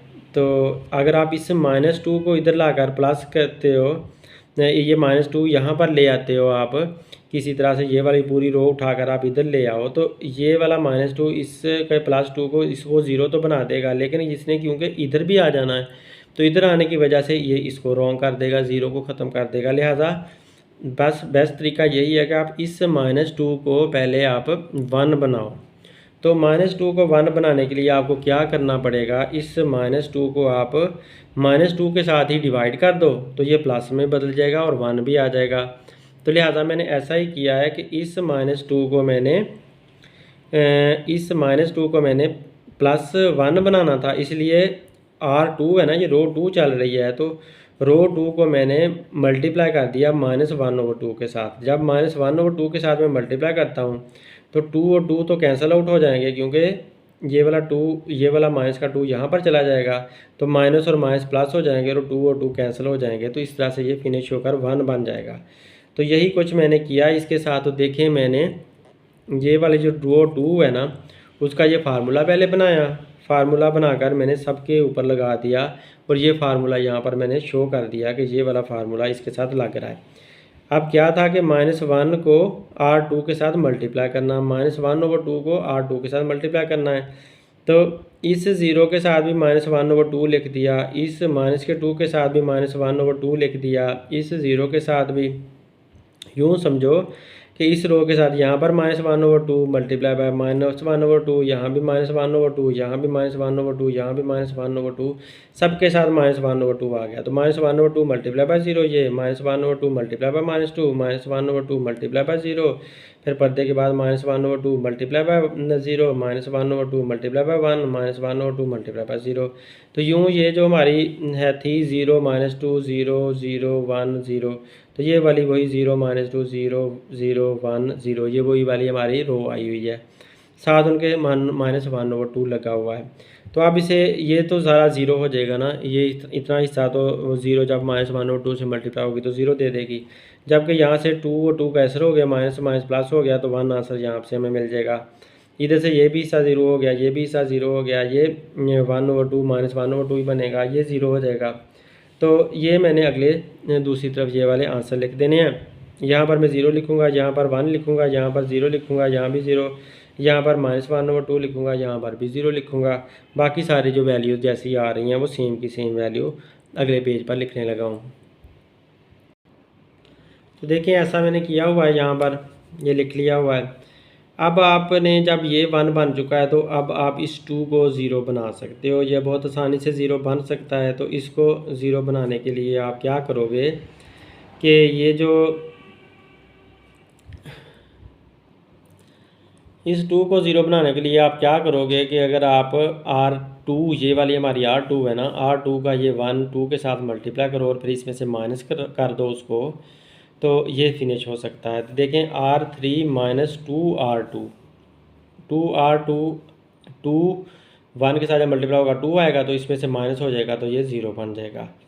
और यही काम हमने इसके साथ भी करना है, क्योंकि हमें यहाँ पर भी 0 लाना है, ये भी 0 लाना है, लेकिन ये बात की बात है यहाँ पर अभी फ़िलहाल 0 लाना है।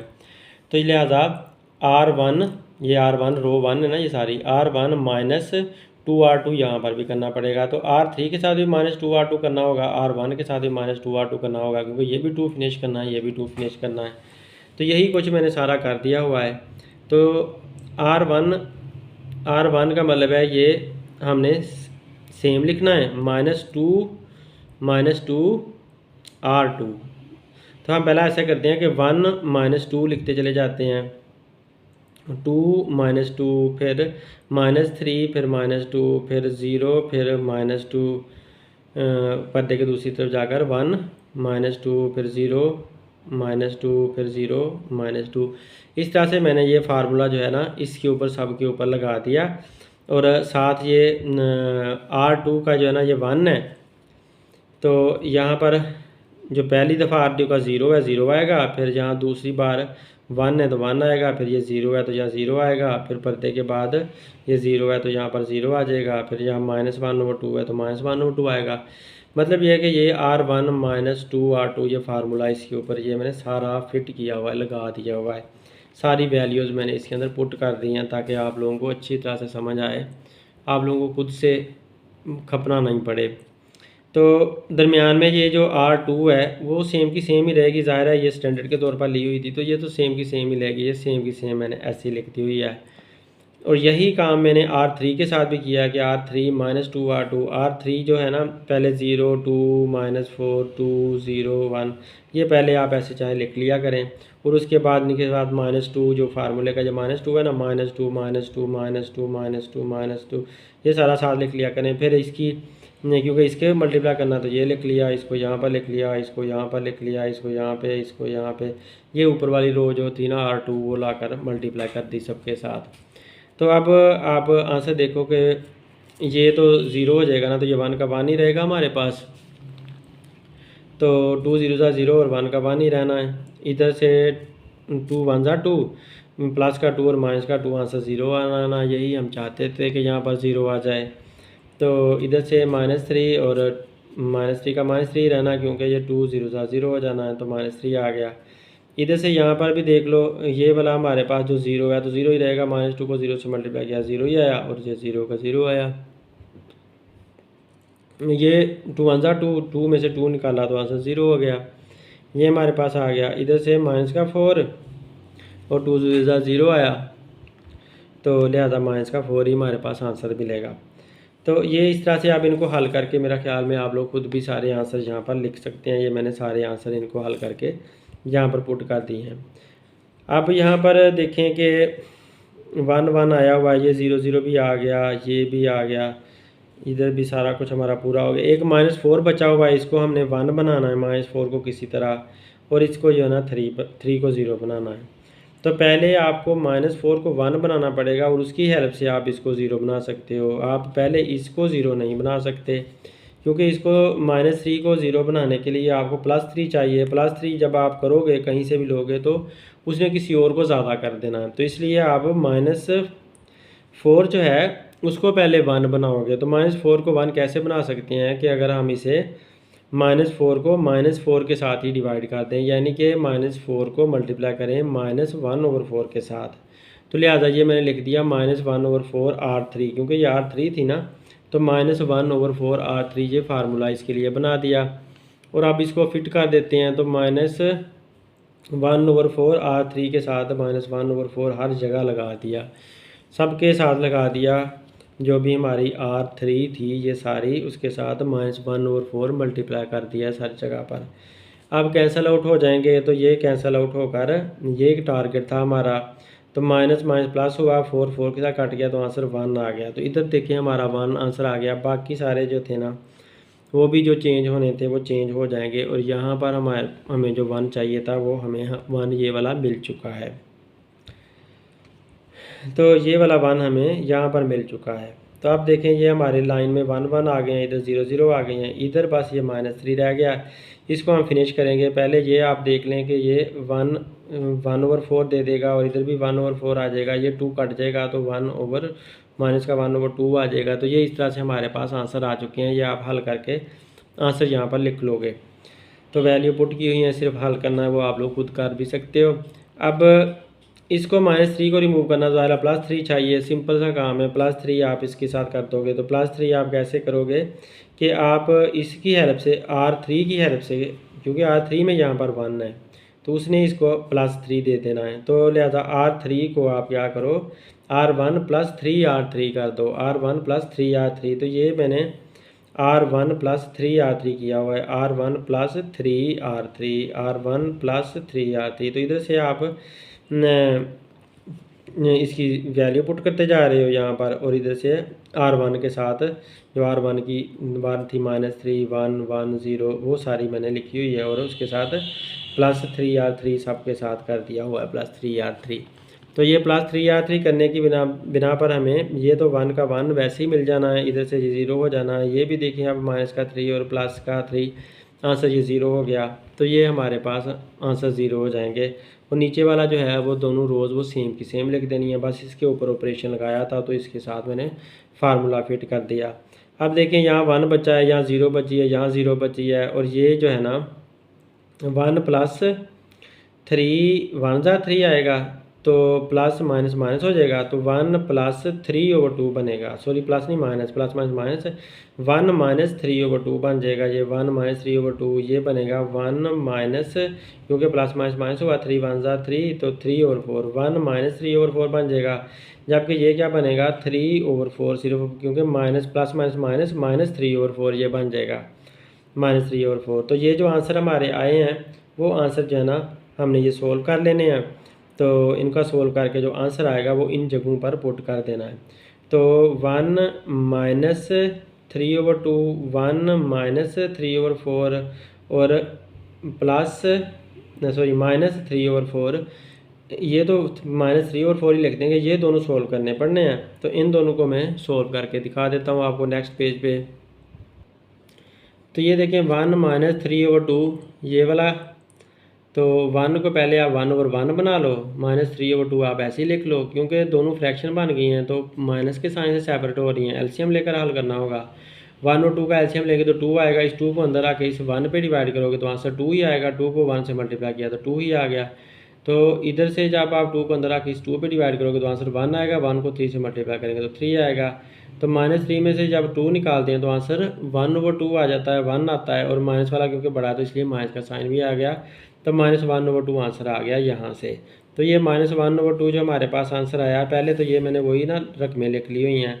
अब इस रकम का हमारी का आंसर आ चुका है 1 -3/2 का -1/2। इसकी जगह पर हम -1/2 लिख देंगे। 1 -3/4 को अब 1 -3/4 को हल करें तो ये भी 1 और 1 -3/4। तो 1 और 4 का एलसीएम लेंगे तो 4 आएगा। 4 को जब अंदर आके 1 पे डिवाइड करेंगे तो आंसर 4 आएगा। तो 4 को 1 से मल्टीप्लाई किया तो 4 ही रहा। 4 को अंदर आके 4 पे डिवाइड किया तो 1 आया। 3 1 जा 3 तो 4 -3 यानी कि 1/4 आया इधर से आंसर। तो इसका आंसर भी 1/4 आया।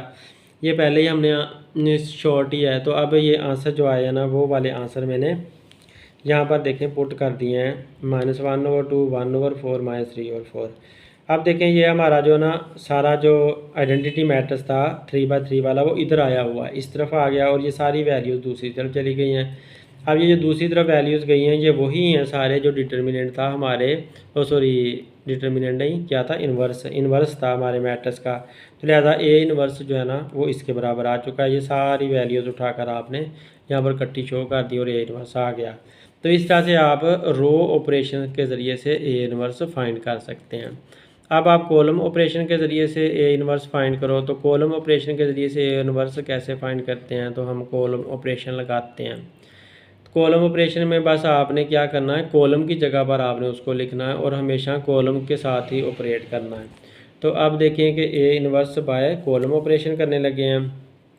तो यहाँ पर आपने ऊपर वही जो आपका ए मैट्रिक्स था वही लिख दिया जो हमें सवाल के अंदर दिया हुआ था। नीचे जो है ना आपने आइडेंटिटी मैट्रिक्स लिख लिया और दरमियान में पत्ता लगा दिया। अब क्या है कि आपने यहाँ 1 तो पहले ही मौजूद है। अब इनको ज़ीरो बनाना है, ये दो हिस्से ज़ीरो बनाने हैं, नहीं सॉरी इसको ज़ीरो बनाना है, इसको ज़ीरो बनाना है। ये ज़ीरो बनेंगे, ये पहले ही ज़ीरो है। इसको -1 को -2 को 1 बनाना है और इसको आपको फिर भी 1 बनाना है।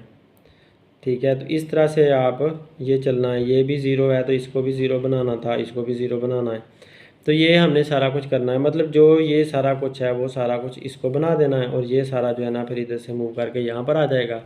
तो यहाँ पर नीचे जब आ जाएगा तो आइडेंटिटी की जगह पर तो आपका कॉलम ऑपरेशन पूरा हो जाएगा और आपका ए इन्वर्स का आंसर आ जाएगा।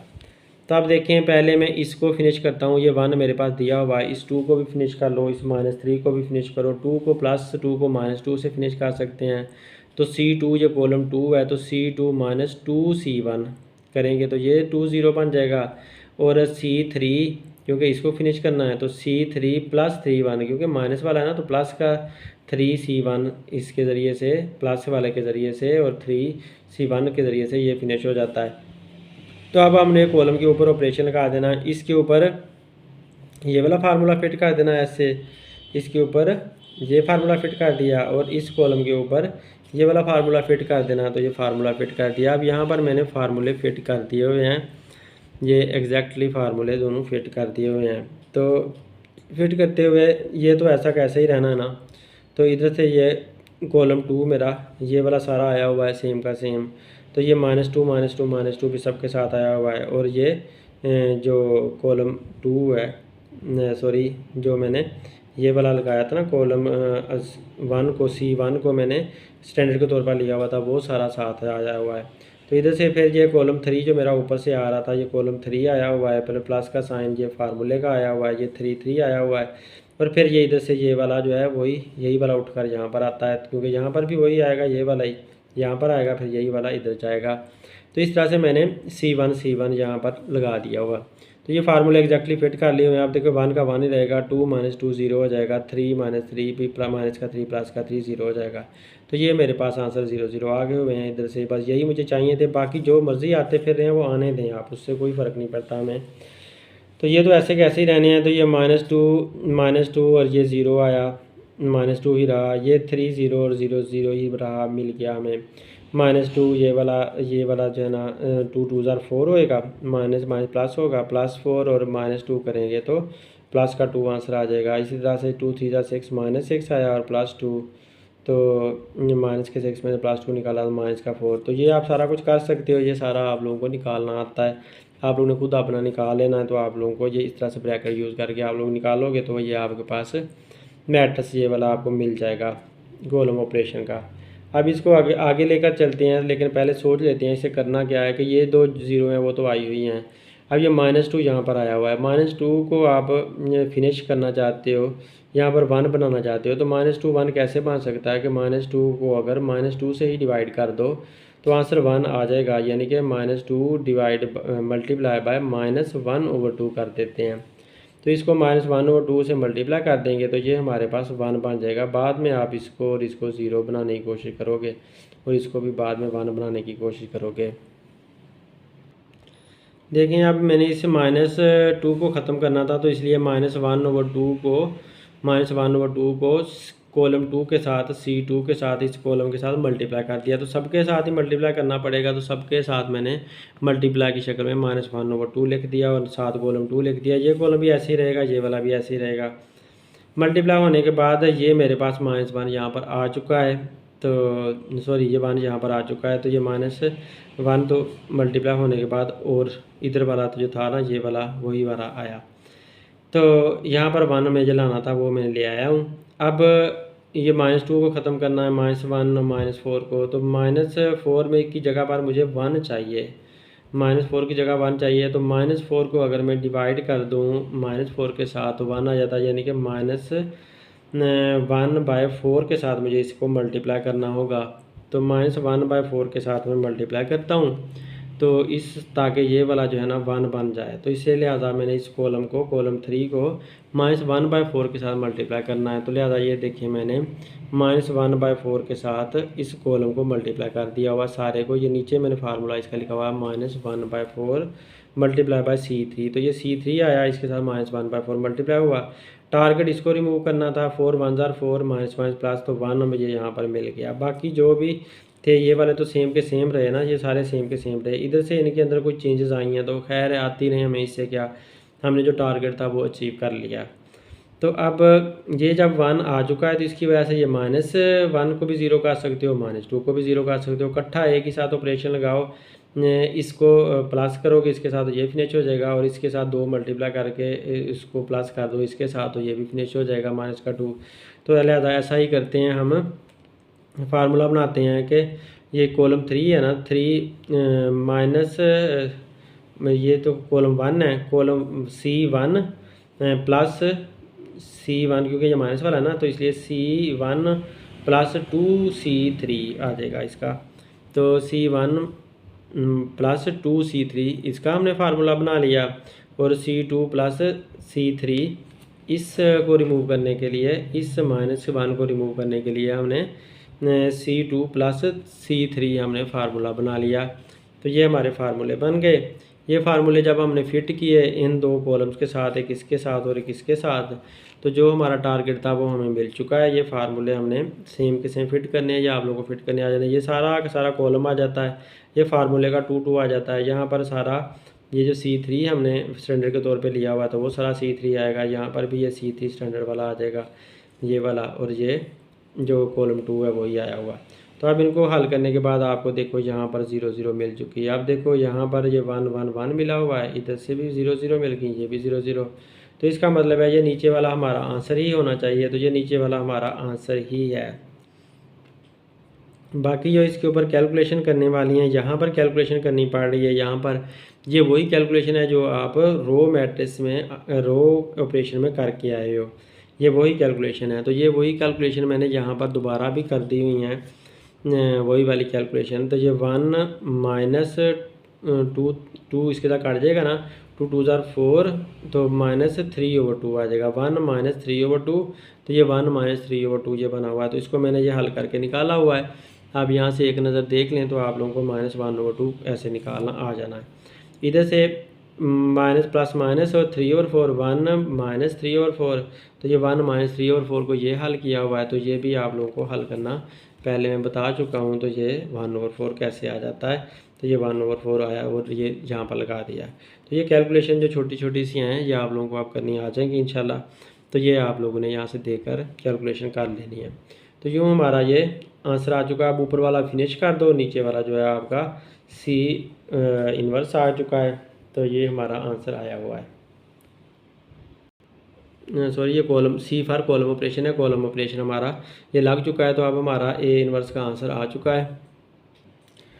तो ये देखें, ये ए इन्वर्स का हमने आंसर लिख दिया। अब आपने ये वाला नंबर 2 है, नंबर 2 सेम ऐसे ही है जैसे मैं अभी करके हटा हूँ, बहुत आसान सा है, सेम एज वन पार्ट है। Please try it your self, आपने इसे खुद ट्राई करना और सॉल्व कर लेना है।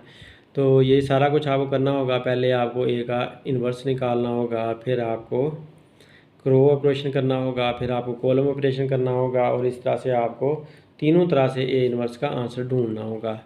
अब ये तीसरा जो है ज़रा इससे चेंज लग रहा था, ये वाला मैंने खुद किया है, फिर से आप लोगों को ये बता देता हूँ। तो तीसरा देखें, तीसरा पार्ट है, इसको मैंने सी के बराबर सपोज कर लिया। आप दूसरे पार्ट को बी के बराबर सपोज कर लेना और फिर हल करना। तो तीसरे को मैंने सी के बराबर सपोज करके हल करने की कोशिश की है। तो देखें, सी इन्वर्स हमने फाइंड करना है, तो सी इन्वर्स का फार्मूला पहले लगा लेते हैं। 1/c डिटर्मिनेंट एडजॉइंट सी हो गया। तो सी डिटर्मिनेंट कैसे फाइंड करना है, स्मॉलर सी 1 1 और कैपिटल सी 1 1, फिर प्लस स्मॉलर सी 1 2, फिर कैपिटल सी 1 2, फिर प्लस स्मॉलर सी 1 3 और कैपिटल सी 1 3। वही तरीका है, वही डिटर्मिनेंट का तरीका जैसे आपने पहले किया था। एडजॉइंट सी आपने निकालना है, तो CIJT मल्टीप्लाई इंटू 3/3 इसका ट्रांसपोज लेना। तो CIJ आपके पास क्या आएगा, 3/3 ये वाला आएगा, C1 1 C1 2 C1 3। तो पहले क्योंकि हमारा ए मैट्रिक्स था तो इसलिए मैंने ए रखा था वहाँ पर, तो आप यहाँ पर C1 1 C1 2 C1 3 सी मैट्रिक्स है तो CC रख लिया है। तो उसके बाद आपने ये C1 1 आपने निकालना है, तो ये -1 आएगा और ये 1 + 1 ये आ जाएगा। तो ये आप लोगों को पता है कि कैसे हम निकालते हैं कि ये जो हमारा मैट्रिक्स होता है उसके अंदर से पहले कॉलम को भी छोड़ दिया, पहली रो को भी छोड़ दिया, तो तब आपको ये मिल जाता है। तो पहली रो और पहला कॉलम ये मेरे मैट्रिक्स के अंदर ये दिया हुआ है। तो ये पहला रो भी छोड़ दो, पहला कॉलम भी छोड़ दो और पहली रो भी छोड़ दो, तो ये बचते हैं सिर्फ 1 -1 0 1। तो 1 -1 0 1 ये देखें यहाँ पर हमने लिख लिए हुए हैं 1 -1 0 1, तो ये लिख लिए हैं। अब इसका और इसका आपने डायगोनल ले लेना है। तो ये 1 और 1 2 हो गए, तो -1 की पावर 2 बनी, और इधर से 1 मल्टीप्लाई 1 1 1 ज़र 1 आया, और -1 को 0 से मल्टीप्लाई किया, ये वाला आपस में मल्टीप्लाई हो गया। दरमियान में आपने ये डिटरमिनेंट लेते हुए माइनस लिखना होता है। तो 1 1 ज़र 1 ही रहेगा, -1 की पावर 2 जब इवन नंबर होगा तो ये प्लस में बदल जाती है, तो प्लस में लिखोगे। 1 1 ज़र 1 आया, ये 0 आया, तो 1 + 0 आया, 1 को 1 से मल्टीप्लाई किया 1 आया। इस तरह C1 1 का आपके पास 1 आंसर आ चुका है। अब आप C1 2 का आंसर ढूंढोगे, तो C1 2 का आंसर ये हमारे पास -2 आ जाएगा। तो ये सारे आप लोगों को आंसर आपने उसी तरह से निकालने हैं जैसे आप पहले बेशुमार सवाल कर चुके हो। काफ़ी ज़्यादा ये आप लोगों को निकालने इंशाल्लाह आ जाएंगे। तो इस तरह से आप C2 2 निकालो, C2 3 C3 1, तो ये सारे के सारे आप लोगों ने निकालने हैं सेम उसी तरह से पिक करके जैसे कि हम पहले कर चुके हैं इनको तफसील से। तो लिहाजा अब CIJ 3/3 ये हमारा आ गया मैट्रिक्स, और इस मैट्रिक्स के अंदर जो वैल्यूज़ हमने फाइंड की हैं वो सारी हमने ये पुट कर दी हैं। ये सारी हमारी वैल्यूज़ पुट हो चुकी हैं। अब इसका हमने एडजॉइंट C निकालना है। एडजॉइंट C निकालेंगे तो इसका ट्रांसपोज लेना होगा। इसके ऊपर पहले ट्रांसपोज शो कर दिया और फिर ट्रांसपोज लेकर हमने ये इसका आंसर लिख दिया। अब आपने C का डिटरमिनेंट निकालना है, तो C का डिटरमिनेंट निकालते हुए हमने फिर आपने इनको ले लेना है, C स्मॉलर 1 1 और C कैपिटल 1 1। तो अब आपने क्या करना है कि ये वाला 1 इस 1 के साथ, चाहे इस 1 के साथ ले लो या इस वाले के साथ ले लो, एक ही बात है। तो इसको इसके साथ लिया, 1 × 1, फिर ये -3 और मल्टीप्लाई बाय -2, तो यहाँ से आप शो हो रहा होगा -3 मल्टीप्लाई बाय -2, तो ये -3 मल्टीप्लाई बाय -2 आ गया, यानी कि इसकी वैल्यूज़ आ गई। फिर प्लस का साइन ऐसे आ गया, अब ये 2 और इधर से ये -2 आ गया, तो ये मल्टीप्लाई हो गए, ये वाले और ये वाले, इधर से इसका ये 2 और इसका -2 मल्टीप्लाई हो गए।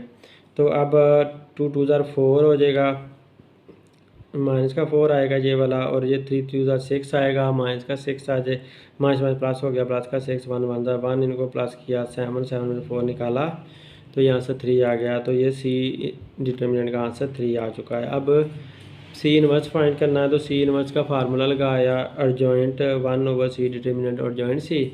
तो ये हम नेक्स्ट पेज पे करते हैं। ये हमने कर लिया सी इनवर्स 1/c डिटर्मिनेंट अर्जॉइंट सी, ये हमने वैल्यू पुट कर लिया। अब इस 3 को सबके नीचे लिखना है, सबके नीचे लिख दिया। तो ये हमारे पास सी इनवर्स का आंसर आ गया। अब यही सी इनवर्स का आंसर हमने रो ऑपरेशन के ज़रिए से फाइंड करना है और कॉलम ऑपरेशन के ज़रिए से भी फाइंड करना है। तो लिहाजा C inverse by row operation, row operation के ज़रिए से जब फाइंड करोगे तो आप वही काम करोगे जो हम पहले कर चुके हैं। रो ऑपरेशन लगाने का तरीका आप यहाँ पर ये सारा ये लिख लोगे आइडेंटिटी मैट्रिक्स। तो आइडेंटिटी मैट्रिक्स ये हमने सारा लिख लिया और ये हमारा वही मैट्रिक्स है जो सवाल के अंदर हमें दिया हुआ था, वो लिख लिया यहाँ से इतना। अब आप इस 1 की हेल्प से -3 को 0 बनाओ और इस 2 को 0 बनाओ, क्योंकि ये दोनों 0 0 हैं तो इनको आपने 0 बनाना है इसकी हेल्प से। तो ये मैंने ऑपरेशन लगाया इसके ऊपर, तो R2 - 2R1। तो सॉरी, रो को ऑपरेशन रो को 0 बनाना था, तो ये पहले हमने 0 बनाने हैं, मैंने कॉलम का बोल दिया। तो ये पहले 0 बनाने हैं, तो रो ऑपरेशन लगा रहे हैं। तो ये 2 को 0 बनाने के लिए R2 - 2R1 किया। इस रो की मदद से मैंने इस 2 को 0 बनाने की कोशिश किया। तो ये R2 - 2R1 फार्मूला लगाएंगे तो ये वाला जो 2 है वो 0 हो जाएगा। तो ये देखें मैंने इस रो के ऊपर फार्मूला लगा दिया। ये फार्मूला आप फिट करना आप लोगों को अब आ चुका है, तो मैंने यहाँ पर फिट करके भी दिखाया हुआ है। तो ये 2 का 2 आया, -2 ये फार्मूले का, R1 का ये 1 हमारे पास यहाँ पर आ गया।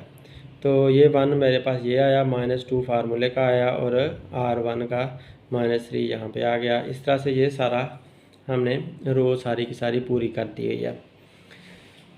अब 2 - 2 करेंगे तो आंसर 0 हो जाएगा। तो इसका आंसर 0 होकर ये हमारे पास 0 आ गया है और नीचे वाला ये 0 है। अब ये सबके साथ ये -3 आया और ये 3 2 6 -6 माइनस प्लस हो जाएगा, +6 और 1 7 बन जाएगा।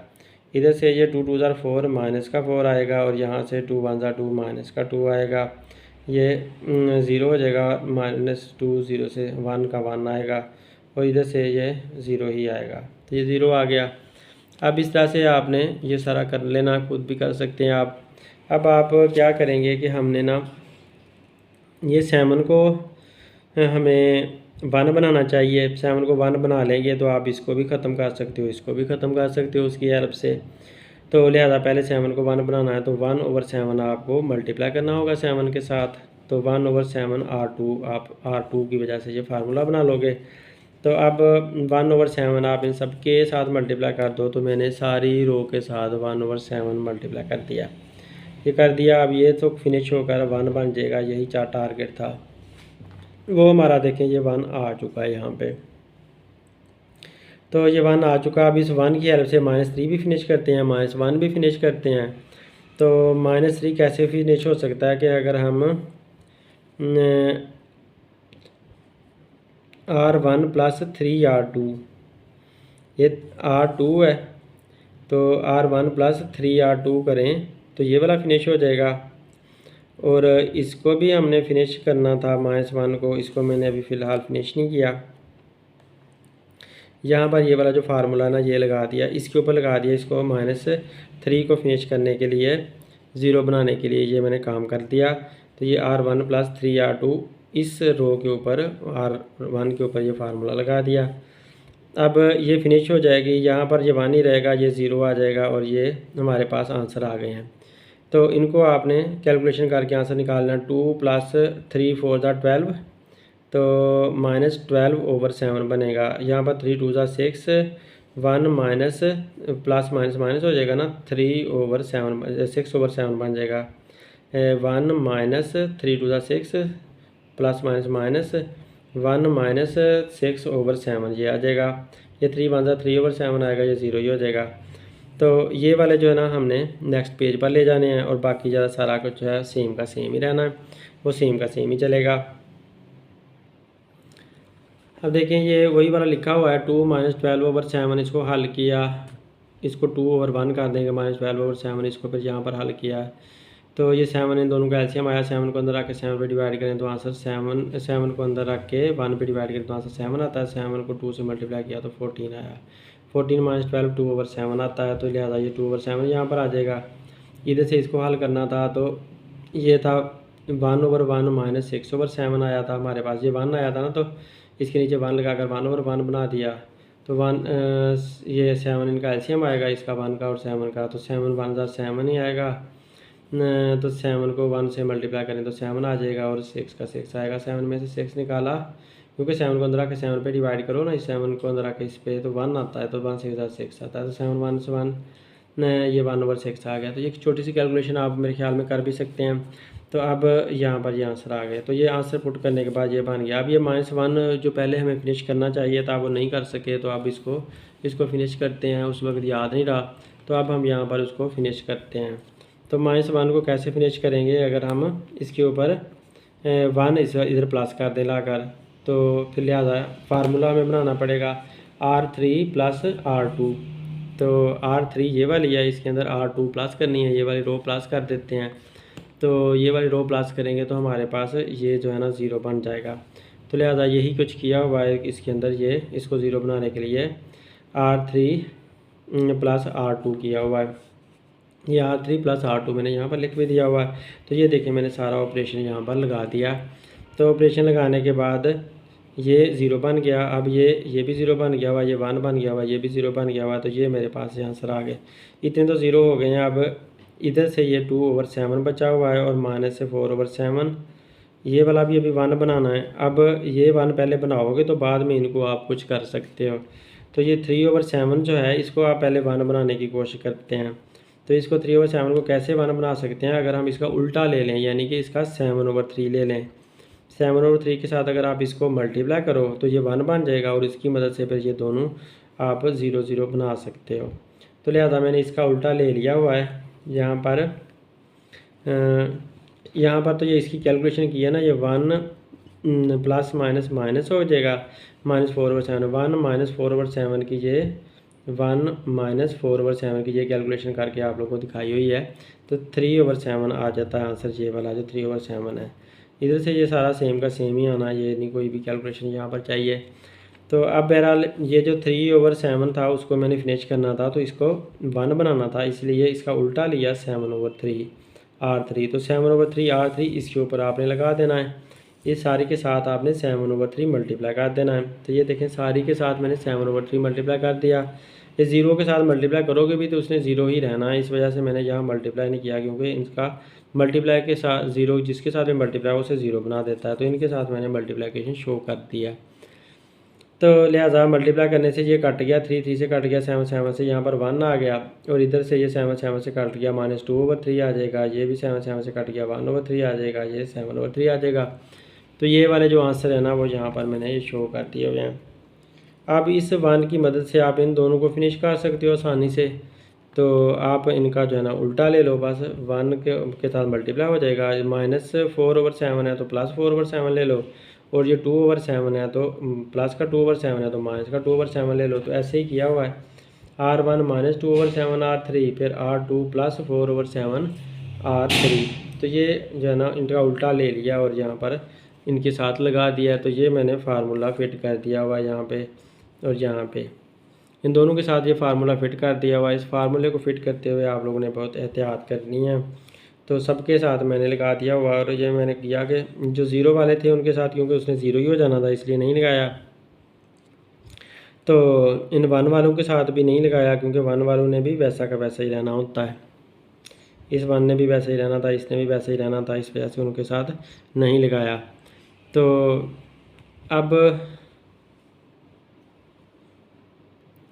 अगर आप लोगों को यहाँ पर कोई डाउट लगे ना, तो आप लोग फार्मूला लगा कर देख लेना, क्योंकि ये R3 स्टैंडर्ड के तौर पर ली जा रही है ना, यहाँ पर R3 स्टैंडर्ड के तौर पे है, तो R3 में यहाँ से भी 0 ही देना है और इधर से भी उसने 0 ही देना है, इधर से भी 0 की वजह से यही बचेगा, इधर से 0 की वजह से यही बचेगा, इसके साथ भी यही बचेगा और इसके साथ भी यही बचेगा। तो इस वजह से मैंने यहाँ पर नहीं लगाया, बाकी सबके साथ फार्मूला फिट कर दिया। तो ये ज़बानी कर लिया था। आप लोग बहरहाल फार्मूला फिट करके देख लेना। अब इसके अंदर देखें कि ये जो है ना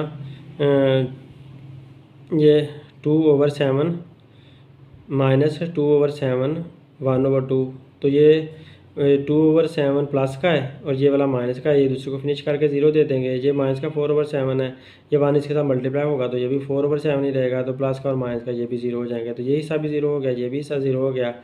अब आगे ये जो है ना मल्टीप्लाई हुए हुए हैं, तो 2 ज़ार 4 कर लें। 2 ज़ार 4 और 3 7 ज़ार 21, तो माइनस और माइनस प्लस, तो 1/7 प्लस 4/21 यहाँ से आएगा। तो 1/7 प्लस 4/21 ये मैंने यहाँ लिखा हुआ है। इसको फिर ये कैलकुलेशन करके हल करके आंसर निकाला ना, तो 1/3 इसका आंसर आया हुआ है। इधर से ये 2 1 ज़ार 2 3 7 ज़ार 21, तो 3/7 माइनस 2/21 आया।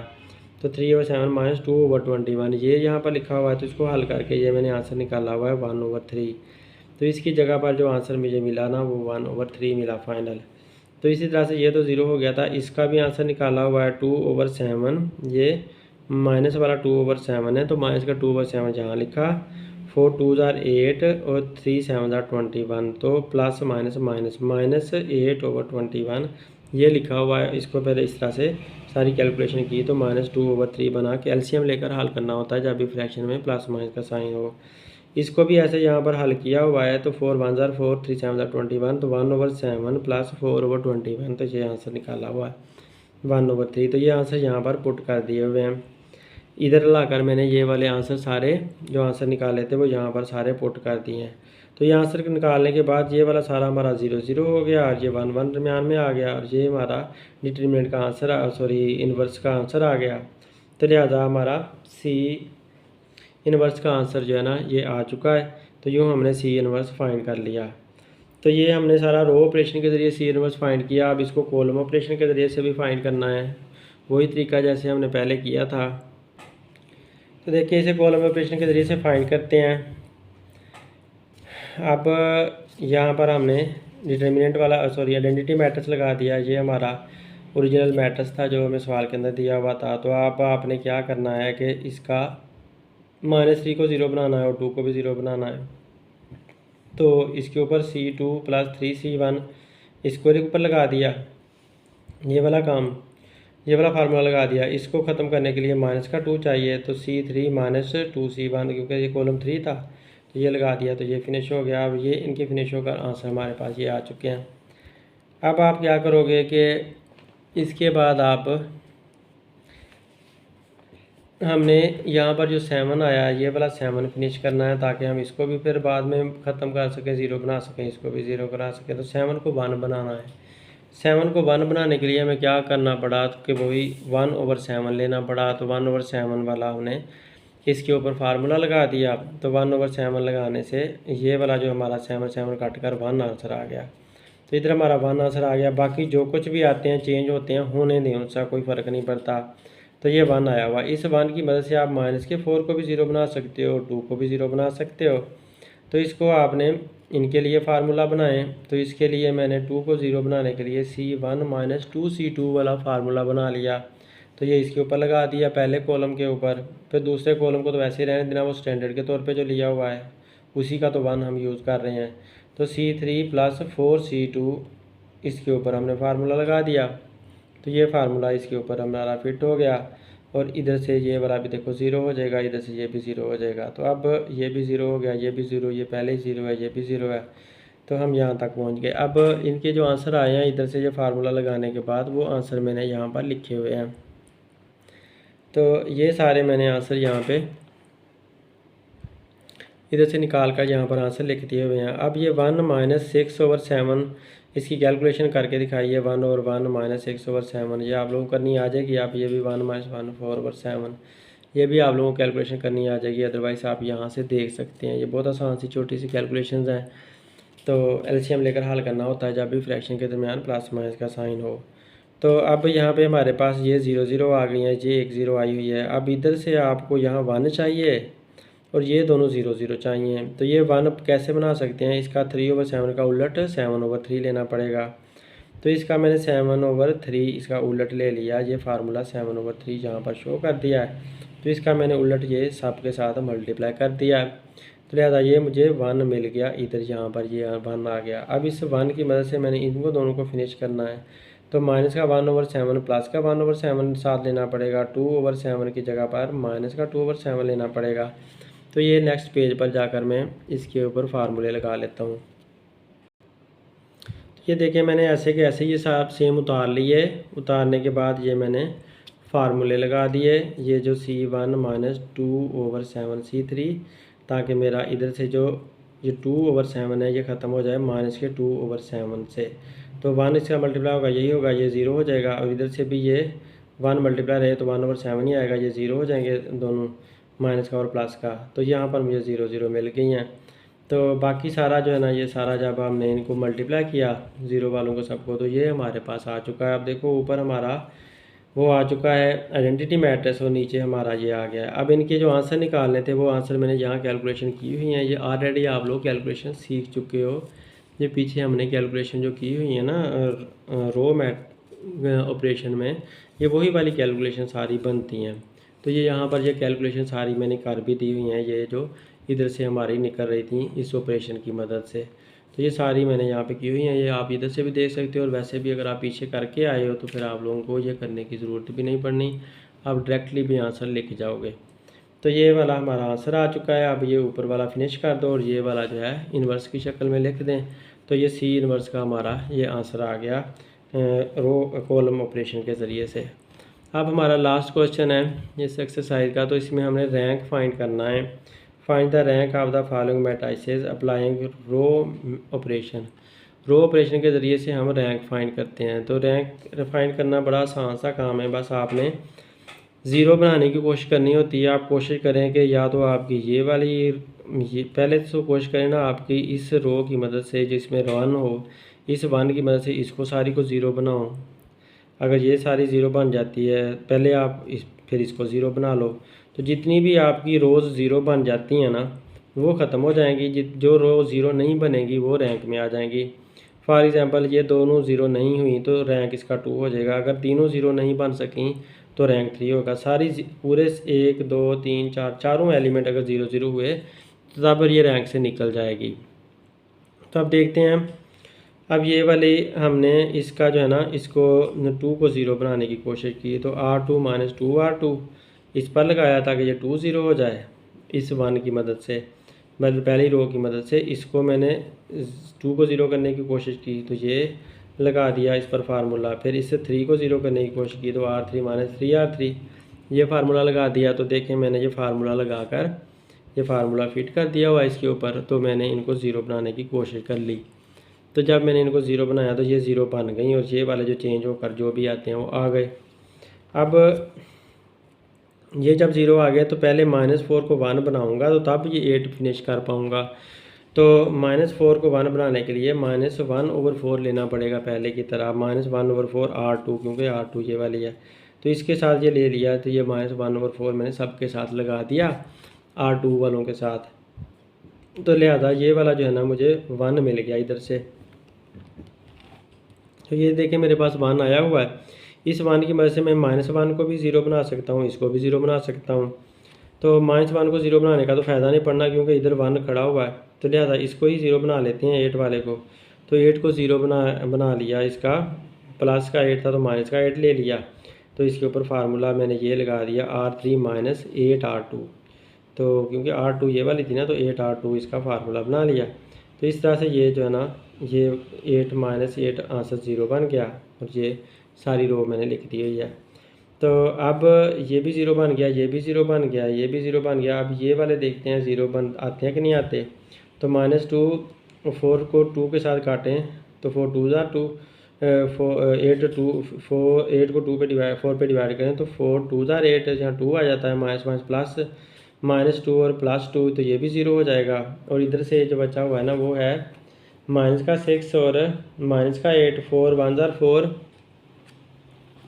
यहाँ पर ये 4 लिखा हुआ है 1/4। तो 4 को 8 से काटें तो 2 आ जाता है, तो -2 बच जाता है इधर से, -2 और -6 -8 आ जाना है। इधर से -8 आया, ये वाला हमारा ज़ीरो हो गया है।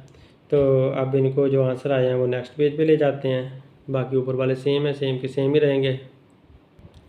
तो देखें ये हमारे पास आंसर आ चुके हैं। माइनस का 8 यहाँ पर आया, ये 0 0 बन गया। अब माइनस के 8 को आप ख़त्म करना चाहो प्लस के 8 से, तो प्लस के 8 से अगर आप ख़त्म करना चाहोगे तो और कोई चेंज हो जाएंगे, लिहाजा आप इसे डिवाइड करके ख़त्म कर दो, 1 बना लो। तो इसको -8 को ख़त्म करने के लिए -1/8 के साथ मैंने मल्टीप्लाई कर दिया सब को, इनको मल्टीप्लाई किया तो ये वाला 1 आ गया यहाँ पर। तो यहाँ पर ये 1 आ गया, 8 8 के साथ कट गया, माइनस माइनस प्लस तो 1 आ गया। बाकी ये सारे तो 0 0 ही रहने हैं, ये 0 ही आ गए। अब देखें यहाँ पर और कुछ नहीं कर सकते। अगर मैं कुछ भी करना चाहता हूँ इस 1 की मदद से, इनको मैं 0 बनाने की कोशिश करता हूँ तो इधर से फिर इन्हें कुछ ना कुछ आते चला जाना है, तो लिहाजा इसका और कुछ नहीं किया जा सकता। तो 1 2 और 3 तीनों रोज़ के अंदर आपको कोई ना कोई नॉन ज़ीरो डिजिट मिल रहा है, तो लिहाजा ये तीनों रोज़ जो है ना वो काउंट होंगी। अगर ये 0 आ जाती तो फिर ये काउंट ना करते, फिर ये 2 ही ले लेते, फिर रैंक 2 आ जाता। लेकिन यहाँ पर 1 आया हुआ है, ये 0 नहीं हम बना सके, तो इस वजह से आप ये कहोगे कि ये वाला जो रो है वो भी इंडिपेंडेंट नहीं है, वो भी डिपेंड करती है इन रोज़ के ऊपर। तो इस वजह से रैंक इसका 3 आया। 1 2 और 3 रोज़ जो नॉन ज़ीरो वाली हैं तो वो रैंक में आएंगी, तो रैंक 3 आया इस सवाल का आंसर। अब अगला देखते हैं, इसको हमने करना है। तो आप इसका भी रो ऑपरेशन लगाओ और इस रो ऑपरेशन की मदद से आप पहले इसको आप ज़ीरो बनाने की कोशिश करें। तो इसको ज़ीरो बनाने के लिए R2 - 2R2 लगाया तो ये 2R1 लगाया तो ये ज़ीरो हो जाएगा। फिर इसको ज़ीरो बनाने की कोशिश करें तो R3 - 3R1, इसके सामने ही मैंने लिख दिया R3 - 3R1, तो ये 1 इसका फिनिश होकर ज़ीरो हो जाएगा। और ये 3 ज़ीरो बनाना है तो R4 - 3R1, तो ये वाला भी ज़ीरो हो जाएगा। तो ये तीनों फार्मूले मैंने यहाँ पर फिट कर दिए हैं। तो ये देखें यहाँ पर मैंने तीनों फार्मूले फिट किए हुए हैं। तो इस तरह से मुझे ये भी ज़ीरो मिल गया, ये भी ज़ीरो और ये भी ज़ीरो मिल गया। तो ये मैंने 0 0 लगा दिए, बाकी जो भी बन रहे थे वो मैंने लिख दिए हुए हैं। 2 2 4 8 माइनस का माइनस प्लस माइनस माइनस 8 आएगा, +8 आएगा। +8 में से 5 निकालेंगे तो आंसर क्या आएगा 3। ऐसे आंसर आए हुए हैं, ये आप कैलकुलेशन करके इधर आंसर लिख सकते हो सारे। अब कैसा करते हैं कि इनको हमने ज़ीरो बनाना है, तो पहले ये 3 जो है इसे 1 बना लेते हैं, तब ये ज़ीरो बन सकते हैं। तो इस 3 को 1 बनाने के लिए 1/3 R2 करना पड़ेगा। तो 1/3 R2 कर लिया, ये फार्मूला बना लिया 1/3 R2, ताकि ये R1 बन जाए। इस 1 की मदद से ये और ये 0 बना लें।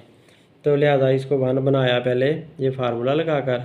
तो ये फार्मूला मैंने इसके ऊपर फिट किया R2 के ऊपर, तो यहाँ पर जो है ना मुझे 1 मिल गया, ये वाला 1। अब इस 1 की मदद से मैंने इसको और इसको फिनिश करना है, 0 0 बनाना है। तो इनका फार्मूला बना लूँगा R3। नेक्स्ट पे फार्मूला बनाते हैं। खूब सोचने वाले सवाल हैं। ये वाला दोबारा मैंने सेम का सेम लिख लिया और इधर से फार्मूला बनाने की कोशिश की है, क्योंकि ये 2 रिमूव करना था। तो R3 - 2R2, ताकि माइनस वाला 2 मिल जाए तो ये प्लस का 2 फिनिश हो जाए। तो इस तरह से ये फार्मूला इस पर फिट हो गया। अब इधर से ये भी 5 भी ख़त्म करना था, तो R4 है, ये रो 4 है ना, तो -5 R2 लगाना पड़ेगा, क्योंकि ये स्टैंडर्ड के तौर पर हम ले रहे हैं। तो ये भी इस पर भी लग गया। अब ये भी 0 बन जाएगा, ये भी, ये ऑलरेडी 0 बने हुए हैं और ये भी हमारे 0 बन जाते हैं इसकी मदद से ना। ये वाले भी देखो 0 0 आ गए हैं, क्योंकि 10 2 5 10, तो ये भी 10 10 - 10 0, 25 - 5 5 25, ये भी 0। तो देखें ये वाली दोनों रोज़ 0 0 हो चुकी हैं। ये सिर्फ 2 ही रो हमारे पास बची हैं जो नॉन ज़ीरो वाली हैं, तो लिहाजा रैंक इसका 2 हो गया। ये एक रो और एक ये रो, इन्होंने 2 रैंक दे दिया। अब लास्ट क्वेश्चन हम देखते हैं इस एक्सरसाइज का। ये इसका रैंक फाइंड करना है, तो इसका भी वही काम करना है जो पहले हमने किया था, लेकिन मसला यहाँ पर ये है कि यहाँ पर ऊपर हमें 1 मिल रहा था, अब यहाँ पर 1 नहीं मिल रहा, ना इधर कहीं 1 मिल रहा है, दरमियान में 1 यहाँ पर है। तो लिहाजा ये वाली रो उठाकर इस रो की जगह पर पहली रो की जगह लिख लेते हैं और पहली रो को उठाकर इस दूसरी रो की जगह लिख लेते हैं। Replace R1 and R2, R1 और R2 की जगह बदल देते हैं। तो R1 is replaced by R2, R1 की जगह पर मैंने R2 ला कर लिख दी। इस रो को मैंने यहाँ लिख दिया तो ये यहाँ पर आ गई, और ये यहाँ वाली जो थी वो नीचे आ गई, यहाँ पर R2 की जगह पर ये आ गई। तो पहला काम तो मैंने ये कर लिया। अब मुझे जब यहाँ 1 मिल गया तो मैं इसको 0 बना सकता हूँ, इसको 0, इसको 0। इन सबको 0 बनाने के लिए मैंने इनके सामने फार्मूले लिख दिए। R2 - 3R1, R3 - 2R1, ये 2 ख़त्म करने के लिए R4 माइनस 2R1, ये 2 ख़त्म करने के लिए फार्मूला बना दिया। तो ये इनके ऊपर सबके ऊपर तीनों के ऊपर फार्मूले फ़िट कर देते हैं। ये जो फार्मूले हमने बनाए हुए हैं तो ये मैंने इन पर ये फार्मूले फ़िट कर दिए हैं। फार्मूले आप लोग इंशाल्लाह फ़िट करने आ चुके होंगे। तो ये कर लोगे आप लोग इस तरह से फ़िट, और फिर इनकी कैलकुलेशन करके आप लोगों ने आंसर निकालने हैं। तो ये कैलकुलेशन करके आंसर्स हमारे आ गए, और यही जो 0 0 चाहिए थे वो 0 0 बन चुके हैं। अब आपने इसको आप -7 को आप 1 बना लो फिर, ताकि उसकी मदद से ये 0 बना लो, या फिर आप ये करो कि इस सारी रो को उठाकर इसकी जगह पर ले जाओ। तो -7 को अगर आप 1 बनाते हो ना, 1 बनाते हो तो आपको इनको भी डिवाइड करना पड़ेगा। ये फ्रैक्शंस बन जाएंगी और फ्रैक्शन को हैंडल करना मुश्किल हो जाता है। तो बेहतर ये है कि ये वाली रो आप उठाएं, इस रो की जगह पर रख लें, यानी कि R4 को R2 की जगह पर लिख लें। तो R4 टू R2 इसको मैंने इंटरचेंज कर दिया। बजाय ये कि मैं -7 को 7 पे डिवाइड करता, -7 पे आंसर 1 लाता, 1 के साथ मैं इनको 0 0 बनाता, तो 1 तो मैं ले आता, लेकिन इन्होंने 6/7 बन जाना था, 6/7 बन जाना था -7, तो ये इनको हैंडल करना मुश्किल हो जाना था। इस वजह से ऐसा काम कर लिया कि इधर 1 हमें नज़र आ रहा था ना, वो इंटरचेंज कर लिया। तो लिहाजा इंटरचेंज कर लेते हैं नेक्स्ट पे। तो यहाँ पर इंटरचेंज करके मैंने लिख लिया हुआ है। अब इस 1 की मदद से मैंने इस -1 को फिनिश करना, -7 को भी फिनिश करना है। तो R3 + R2 करेंगे तो ये फिनिश हो जाएगा, और R4 + 7R2 करेंगे तो ये भी फिनिश हो जाएगा। तो इस तरह से ये फार्मूला अप्लाई कर दिया, इसके ऊपर भी इसके ऊपर भी। इन पर फार्मूला अप्लाई करने से ये हमें दोनों 0 0 मिल चुके हैं। तो ये वाले हमें 0 0 मिल गए। अब जब ये 0 मिल गए हैं तो अब आपने इनको 0 बनाने की कोशिश करनी है, इनको 0 बनाने की कोशिश करनी है। तो इनको 0 बनाने के लिए मैं ऐसा कर रहा हूँ कि ये 6 जो है इसको डिवाइड कर लेके ना 1/6 के साथ इसको डिवाइड करूँ, यानी कि 6 को 6 से डिवाइड करके इसको 1 बनाकर इसको मैं 0 बनाने की कोशिश कर रहा हूँ। तो लिहाजा मैंने इसको डिवाइड कर दिया। तो इसको जब मैं डिवाइड करता हूँ तो ये 11 डिवाइड नहीं हो पाता, यहाँ पर ये मसला है। 11 डिवाइड नहीं हो पाता, 6 पे 16 भी डिवाइड नहीं हो पाता। तो लिहाजा ये वाला आसानी से डिवाइड हो जाता है, 6 पे सारे ही डिवाइड हो जाते हैं। तो इसको प्रेफर किया मैंने डिवाइड करने के लिए। तो लिहाजा R4 है, 1 2 3 4, 4 को 1/6 R4 कर दिया। तो इसको जब किया तो ये हमें मिल गया, 6 पर ये सारे डिवाइड हो गए। तो ये जनाब सारे डिवाइड होने के बाद मैंने यहाँ पर डिवाइड शो कर दिया, सबके साथ डिवाइड किया 1/6 को। तो ये मेरे पास आंसर आए हुए हैं 1 5 और 9, ये आंसर आ गए। क्योंकि 54 6 पे डिवाइड करें तो 6 9 54 बन जाता है, तो ऐसे डिवाइड होकर आंसर आ गए। अब इस 1 को मैं उठाकर इधर ले जाता हूँ, मतलब इस रो को इसकी जगह इंटरचेंज कर दो। तो R3 R4 की जगह पर, ये जो R3 है इसको R4 की जगह पर ले आओ। तो इस तरह से ये इंटरचेंज कर ली। तो ये मैंने यहाँ पर लिख दिया R3 to R4।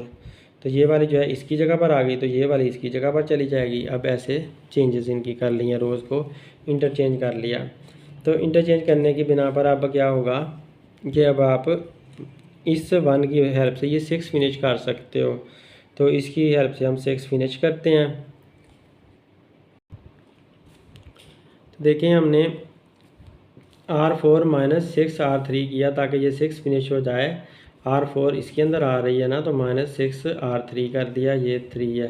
तो इस 1 की हेल्प से ये 6 फिनिश करना है, तो इस वजह से इसको 1 को 6 से मल्टीप्लाई कर लेते हैं।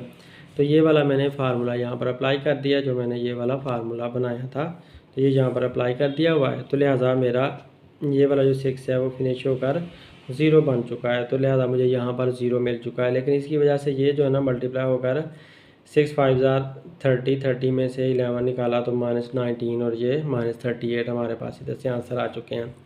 अब -19 को फिनिश करने के लिए -1/19 किया, तो ये प्लस का 1 आ गया।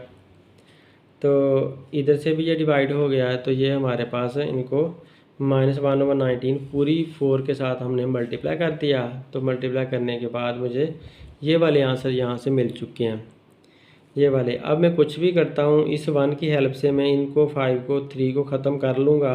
लेकिन यह है कि इधर वाले ख़त्म नहीं हो रहे, क्योंकि यहाँ पर 1 2 वगैरह फिर रहे हैं। तो और हम कुछ भी नहीं कर सकते, हम इनका यहाँ पर 0 0 सारे नहीं बना सकते। सारी जो रोज़ हैं इनके अंदर सारे नंबर 0 नहीं हो पा रहे।